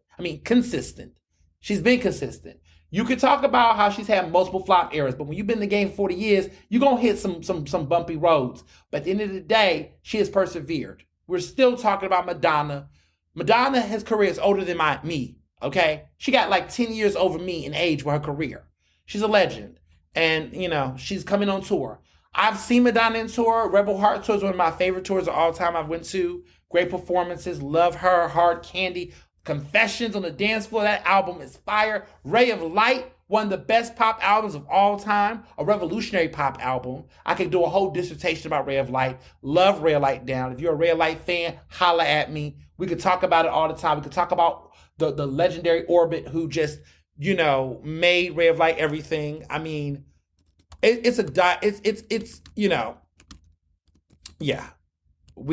William Orbit and what he did with Ray of Light is something that is revolutionary. I encourage your homework assignment. Professor Owens is giving a homework assignment. Your homework assignment is to listen to Ray of Light from beginning to end by Madonna if you haven't already. Now, some of my older gays are like, oh, duh, easy. I've already listened to it now. But I encourage all of you all to listen to Ray of Light and listen to it from beginning to end. And you'll be stunned to find out that album came out in the late 90s. Now, I thought it was a great album, but she went against Lauryn Hill. So, Lauryn Hill was winning for the Miseducation of Lauryn Hill. But that was back in the day where people listened to albums from all genres. Now, it feels like you can't listen to anything you only listen to one type of genre. But that was when I used to love the 90s in music because everybody liked music from every genre. Like, people was like, their playlist was eclectic, right? They would have Mariah Carey in there, Biggie and Tupac, Celine Dion, Shania Twain, Eric Clapton, they would have all these different artists, Hootie and the Blowfish, Tracy Chapman. They would have like all these different sounds. And all of that music was good. Now it feels like, look at me, I was born in 91. What am I talking about? But that's how I listen to the 90s music. Like, I feel like you can't do that now. I feel like every time I'm like, look, y'all, I'm listening to SZA and Taylor Swift. Why are you listening to Taylor Swift? Everything's about race. Everything's about, oh, I don't like her. And it's like, or everybody compares artists. Like, well, she ain't no Whitney, or she ain't no Beyonce. Well, guess what? It's okay that she's not Beyonce. Because you can't listen to Beyonce all day, you can't just, there's other artists out there. And I don't think they did that back in the 90s, right? Like, there was a world where Janet existed, Mariah existed, and Whitney existed, and everybody could live and get along. You didn't feel threatened by Celine's success as if it was in competition with Whitney. Like, Whitney was the fucking voice. And Celine could blow too. Now it's like, you can't listen to Adele because you think that somehow has something to do with Beyonce. Don't sell Beyonce that fucking cheap. Listen to all the artists. Listen to The Weeknd. Listen to Rihanna. Listen to, Taylor Swift. Listen to Adele sometimes if you want to. Don't listen to Justin Timberlake. Okay, we're not doing that. But like, listen to different artists, like who you like, and listen to different variety, and stop feeling like everybody is against everybody in category. Now, I'm all about Grammy beefs, and I do all that. But just across the board, open up your palette, and everybody's not in competition. Enjoy the fucking music. Like, I love music. Y'all gonna find out how much I love music in the next couple of weeks. But like, I just get so annoyed sometimes when I just feel like folks are just completely dismissing people's music and art just because of identity politics. It's like, oh, like it's sometimes it's not that deep. Now, if you are talking about Chris Brown, yes. R. Kelly, absolutely. Trey Songz, we're not listening to that. But sometimes I just feel like we just be going too much. Like, listening to Rihanna doesn't mean that you're not a true fan of Beyonce. Listening to Taylor Swift does not mean you don't support black artists. Sometimes the music speaks to you in different ways. Sometimes you need to hear that to cleanse your palate. Sometimes all these artists can coexist. Like, when y'all looked at my list, y'all was laughing at me. Yeah, I got Sarah McLachlan. She was a great artist in the 90s. Sarah McLachlan music still pop. And yes, I listen to Beyonce too. And yes, I'll listen to, Jocelyn Hernandez. You got to support the diversity of different types of levels of talent. But that's what makes music fun. And what you'll find is when you listen to different music, that you'll see patterns and you'll see themes and it tells you the history of trends of sound. Like, there is a reason, like I said earlier, that SZA and Taylor Swift out right now. That's saying something about music right now. It's telling us something about society. Like, let me tell you, I could do a whole class about this. Like, this is about an era where women are going back into their bag. They're going back into the dire expression bag. The music is pivoting into self-reflection. And I think that's also driven by the therapy moment that we're experiencing, or the lack of therapy moment we're experiencing, where everybody wants to be self-helping, whatever. Anti-Hero is a good example of that as a song. And even songs by SZA's like that, where we're seeing this pattern of women in music that are starting to be critical about themselves and self-critical about the decisions they've made. We're getting out of the boss bitch era of music, where there was this era of music from women that was very about self-empowerment and fuck this, fuck that. I think we're getting past that and we're moving into, well, hip-hop women are doing that, but pop music is moving past that. Now pop music is being exploratory, more inner, and it used to only be with a handful of white women in music, but now it's crossing over to black women doing it in music, and we're seeing something. Now, Beyonce's an anomaly in this, but we're seeing this happen throughout the music fair era right now. I think that needs to be talked about more. There is a great pattern. And if we get caught up in the identities and the false senses of vilifying artists that ain't doing nothing to anybody, then we're missing the larger extension point. And sometimes I just hate Twitter, how there are just idiots on the internet just creating false comparisons and debates that just really don't have any merit. They're intellectually dishonest and they're done in bad faith. And you just have to take a step back and say, is this a fact or are you just hating? Is this a fact or are you just mad? Is this a fact or are you just obtuse? Or you just don't know what you're talking about because it's obvious you don't listen to this music and it's obvious you only listen to music for the past 5 years rather than the past 15, 20 years. Like, I'm going off because that's just how I feel about it. I think there's just too much conversations about music that's just making me go, ugh. But don't worry, I have some things I'm doing about it. I'm always coming with a solution to the problem. Speaking of problems and solutions, Nia Long, who just left that guy at the Boston Celtics, that horrible guy who cheated on her and all that. She was with Omarion at the You People Netflix film premiere, where Lauren London was there. She's on the film that is directed by Kenya Burris. I saw a screener of the film. Eddie Murphy, Nia Long, Noah, I think his name is Noah Hill, Julie Louis-Dreyfus. They're in this great film. The film is fiery. It's good. Okay, let me clarify something. I can't with Kenya Burris. This is his first feature directorial debut. The actors, I would say Eddie Murphy and Julia Louis-Dreyfus, when you watch them, it comes out on Netflix everywhere on January 27th. It comes out then. But I saw a preview of it. And the film is solid. It's solid. there's some interesting things that are going to stand out. You know, Kenya Burris just loves this interrace play thing. I don't know what his infatuation with it is. I just feel like he's just so in this, like, I don't know. I just don't know why this is his shtick. But, like, okay, you have Blackish, that was fine. But then you have Mixedish and all these. And that just collapsed. I don't know. He's just obsessed with like interrace things, and I don't know if he's just, I don't know. It's just weird. It's giving internalized colorist. It's just weird and fetish. Even Black as Fuck was just not even like, even that was like performative because he had, I'm, they're just, I don't know what he's doing. I'm just not crazy about what he do. But the film, there were some really great moments. I don't know how I feel about some of that casting. Jonah Hill, Lauren London. Okay. Um, but Eddie Murphy was solid, and Julie, like, there was just some notable performances. It's worth watching. It comes out next week to the public, January 27th, so check it out. But if you're like me, let me just sidebar this. If you're like me, you're watching Tar, which is finally on Peacock. Peacock is coming through with the hits. So She Said, which has been buzzy for a minute in the Oscar season, She Said is on Peacock now. It's about the Harvey Weinstein. Go watch that if you haven't seen it. It's a great film.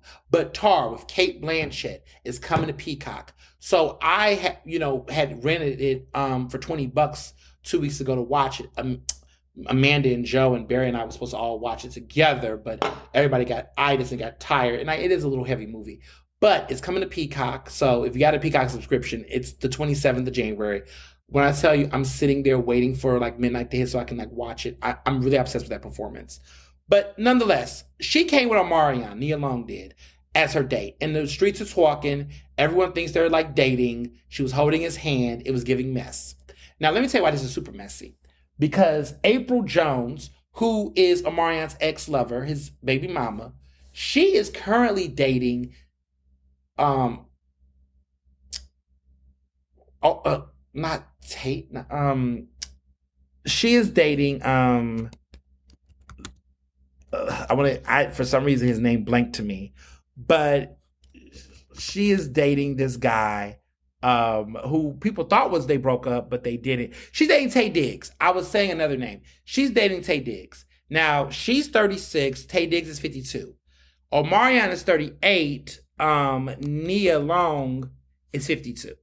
So Taye Diggs and Nia Long are both 52, and then Omarion and April is 36, Omarion is 38. Child, the mess. The mess. The mess. Y'all see it. The mess.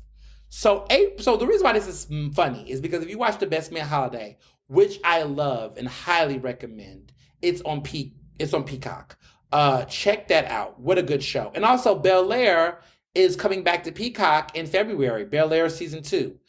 I loved the first season. It grew on me. I know I was a little stubborn about it, but I really do like Bel-Air. It is coming back. Catch up if you haven't seen it. I recommend you should catch up and watch it if you haven't. But season 2 is coming out in February, just in time for Black History Month. And yeah.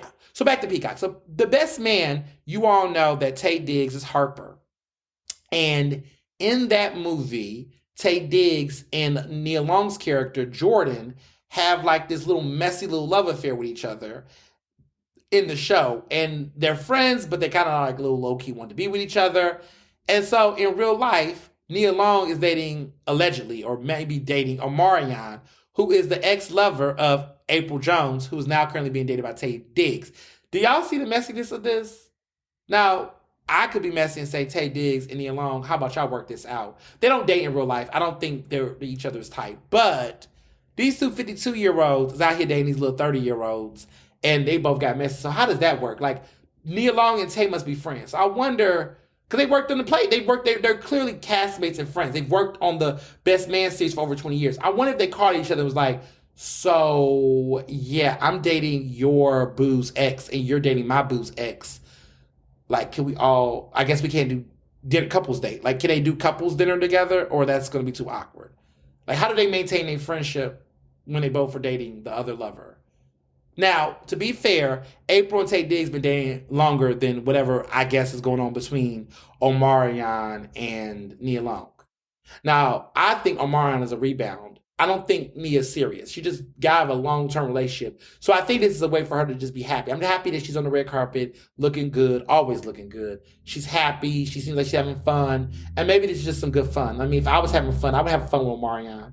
I mean, I would definitely. I mean, he's a good-looking man. And Tate Diggs look good too. They both look good. And April was definitely having fun. I mean, maybe this is good for both of them. Maybe this is good for all of us. Um, there's just so much there. Uh, it's just so many layers there, and I don't know where to go with this, but I find it fascinating. So movies that I watched or rewatched. So I talked about You People. I watched All Quiet on the Western Front, which is a foreign film, Germany. It's on Netflix. It's getting some Oscar buzz. It's getting some hype. It's kind of long. It's interesting. I don't know if you're into war films. If you ever know about All Quiet on the Western Front, there was an older movie called All Quiet on the Western Front, and a famous book back in the early 1900s. If you're interested in stuff like that, check it out. I also watched Blonde on Netflix again, and I was reminded how much I hate it. But there's a lot of talk that the lead actress who's playing Marilyn Monroe, Ana de Armas, is going to potentially get nominated for an Oscar for Best Actress. She has been showing up in various categories across award season and is looking like that might happen, but the film is just trash. Which brings me to my last part, Oscar nominations. Oscar nominations are coming. And everyone's asking me, Ernest, what do you think? What do you think is going to be? Because I've been following the award season and my prediction's been good. I love that y'all love my love for these award shows. I'm telling you, I think this is the year of lots of diversity in the nominations. I think this is the year we're going to get a lot of diversity across the board. A lot of Asian representation, some good Black representation. I think we're going to see a lot of first-time nominees. I think we're going to get some really cool surprises. It's a lot. So here are some of my predictions I have. Look, we're going to go down to the major categories. We ain't going to do every category because I know that gets a little sticky. We're just going to do some of the major ones that I see coming. So, where do I want to go with this? I want to say that I guess I'll go with Best Picture. So for me, with Best Picture, it's 10 movies. It's 10 movies. That's a lot of damn movies. But here's who I think. I think All Quiet on the Western Front is getting nominated. Avatar: The Way of Water, The Banshees of Inisherin, Elvis, Everything Everywhere All at Once, The Fabelmans, Tar, Top Gun: Maverick, Triangle Sadness, and The Whale. Now, in my opinion, I could see Triangle Sadness being snubbed, and I could see them replacing Triangle Sadness with Babylon. I could see Babylon getting nominated. Maybe The Woman King might show up. Maybe Woman Talking might show up, right? Best Director, it's complicated. I can see James Cameron for the Avatar: The Way of Water, Todd Field for Tar, Daniel Kwan and Daniel Shoemake, the Daniels, for Everything Everywhere All at Once, Steven Spielberg for The Fabelmans, and Matthew McDonald for The Banshees of Inisherin. However, I could also see Baz Luhrmann for Elvis as a surprise, but I also could see them taking out James Cameron and replacing him with the director from All Quiet on the Western Front. So I don't know. It's a little complicated there. Now, Best Actress. It gets a little weird here. Cate Blanchett is getting nominated. Viola Davis for Woman King. Danielle Deadwyler for Till. Michelle Williams for The Fabelmans. And Michelle Yeoh for Everything Everywhere All at Once. However, I can see them taking out Michelle Williams and putting Ana de Armas for Blonde. And I don't want to sleep on Margot Robbie, but I think she's not getting it for Babylon. Now, let's go into Best Actor. I can see, personally, Austin Butler for Elvis, Colin Farrell for The Banshees of Inisherin, Brendan Fraser for The Whale, Bill Nighy for Living. And I don't, people are saying Tom Cruise. Could be Tom Cruise. I could see Tom Cruise for Top Gun Maverick getting in there, y'all. However, Paul Mescal for After Sun could replace him. Or Tom Hanks for A Man Called Otto. But I don't think Tom Hanks getting it. But he might. That fifth slot is a little tricky. It's either going to be Tom Hanks, or it's going to be Paul Mescal, or it's going to be Tom Cruise. And Tom Cruise getting in there for Top Gun Maverick would be exciting. Now, Best Supporting Actress. I got Angela Bassett for Black Panther, Wakanda Forever. I just think she's just going to get nominated for that. I got Hung Chow for The Whale. I got Jamie Lee Curtis for Everything Everywhere All at Once. I got Carrie Condon for The Banshees of Inisherin. And I got Stephanie Hu for Everything Everywhere All at Once. But I don't know. I'm not seeing enough nominations for Women Talking. Even though if there was a surprise, I could see Stephanie Hu getting knocked out for Jessie Buckley for Women Talking. But I don't know. I don't think Jessie Buckley got it. Now, for Best Supporting Actor, I have Brendan Gleeson for The Banshees of Inisherin, Carrie Keoghan for The Banshees of Inisherin, Ki Wah Huan for Everything Everywhere All at Once, Eddie Redmayne for The Good Nurse. It's looking like it. I can see him. And then Paul Dano for The Fabelmans. However, it could be taking out Eddie Redmayne for The Good Nurse and putting Jude Hirsch there. So it's complicated. Those are the main ones. There's a bunch of other nominations, but I want to focus on the acting and the Best Picture ones and the Best Director ones. Those are my predictions. I could be wrong. There could be some surprises. I mean, Best Director. What if Gina Bridewood Price for The Woman King gets nominated for Best Director, or Sarah Polley for Woman Talking? Like, what if we get a woman nominee?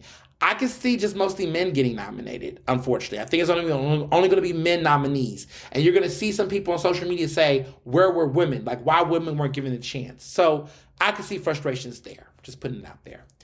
As far as TV goes this week, I've been doing my thing, so I haven't been watching a lot of TV. Well, okay. So I watched Love and Hip Hop Family Reunion. I've been watching that. It's just comfort for me. It's comfort food. It's like frivolous, but just relaxing and all. It's all. Love these reunion seasons. It's interesting because we're not getting a lot of the regular shows. I feel like Love and Hip Hop franchise have gotten weird. So they're only having Love and Hip Hop Atlanta and Miami. There's no more New York. There's no more Hollywood, which is bummer. So now what we've been getting as filler has been these reunion shows where they put them on an island. And I kind of like it. They got these contractor talent that clearly come from all the other past shows that are not being renewed.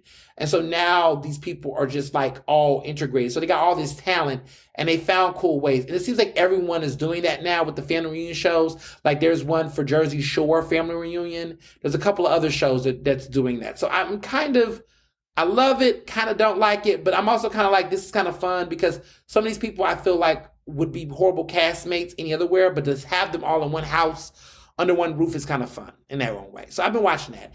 Abbott Elementary, this episode was so good. I say this every week about Abbott, but I love this episode because she got this new boyfriend who, okay, it's like the battle of the nerdy boys, but they're like cute nerdy boys. You got the chocolate one and the caramel.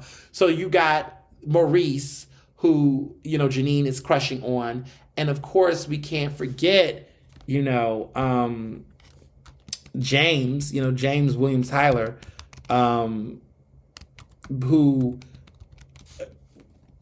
James Tyler Williams. Tyler James Williams. I keep butchering this man. Tyler James Williams, who's legendary. He is on, he was in Everybody Hates Chris, but he is on this great show now, for Abbott Elementary. And so what's interesting about his character is that he's Gregory Eddy, right? So Janine is in his love, well, I don't want to call it love triangle. I don't want to tell so much show, but like, it's obvious that this character, Maurice, who is basically the rapper Vince Staples, which I didn't even put together. Vince Staples is this rapper who is playing the character of Maurice in the show, who's a love interest of Janine. Now, Maurice is Gregory Eddy's friend, and they all met in the club in the winter finale of season 2. The winter finale, not the season finale. So now he's back because I was trying to figure out what happened with him. And now, I mean, she's crushing him, but it's complicated. We're going to see. I'm getting the sense that he's a fuckboy. I don't want to believe that because he's kind of cute. And he's just, I've seen him in other things, but like, I'm like, oh, this dynamic between them is really hot. But I don't know what's going to happen. We're going to figure out what's going to happen. But it's weird. And it's obvious that Gregory's jealous. And now it's becoming clear that the rest of the crew thinks that he likes her. And I love the janitor who's got that cat. I'm telling too much. I'm not going to. He's just so funny. And I'm happy he's a principal character this season. So then I'm also watching Crazy in Love, which my friends are like shaming me for watching it. It's Christiana Blueface. It's on Zeus. You do not have to watch the show. I don't recommend it, but I just need to watch this. I think for research purposes, it's important for me to watch this show. So in real life, apparently Blueface and Christiane are breaking up again for now. There is drama because apparently Christiane, if you've been following this saga or not, Christiane is pregnant now, and Blueface is denying if he's the baby. Now, I think he is the father of the baby. I don't think Christiane is not. But he has been gaslighting her, and he's not talking to her, and now he's talking to Coi Ray, this other female rapper, and, like, it's getting very messy. But apparently they're broken up for good. I just hope this baby is Blueface's so Christiane can do the things she needs to do. She claims she's saying a lot of things, but it's just getting really ratchet over there. But we're going to keep them in our thoughts and prayers. Well, that is everything for this week's episode of Ernestly Speaking.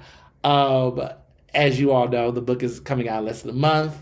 I am getting super excited about all that's to come and all to celebrate. And this is a good journey. And I'm really appreciative of all you all's heartfelt messages, all the support around these awards and all the good stuff that's going on.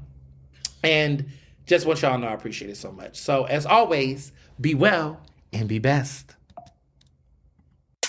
Ernestly Speaking is recorded in Philadelphia, Pennsylvania, and can be found on Apple Podcasts, Google Podcasts. To stay up to date with the latest on the show, follow me on Facebook, Twitter, and Instagram at Mr. Ernest Owens. Use the hashtag Ernestly Speaking to tell me what you thought about this episode, and check out my website at ernestowens.com.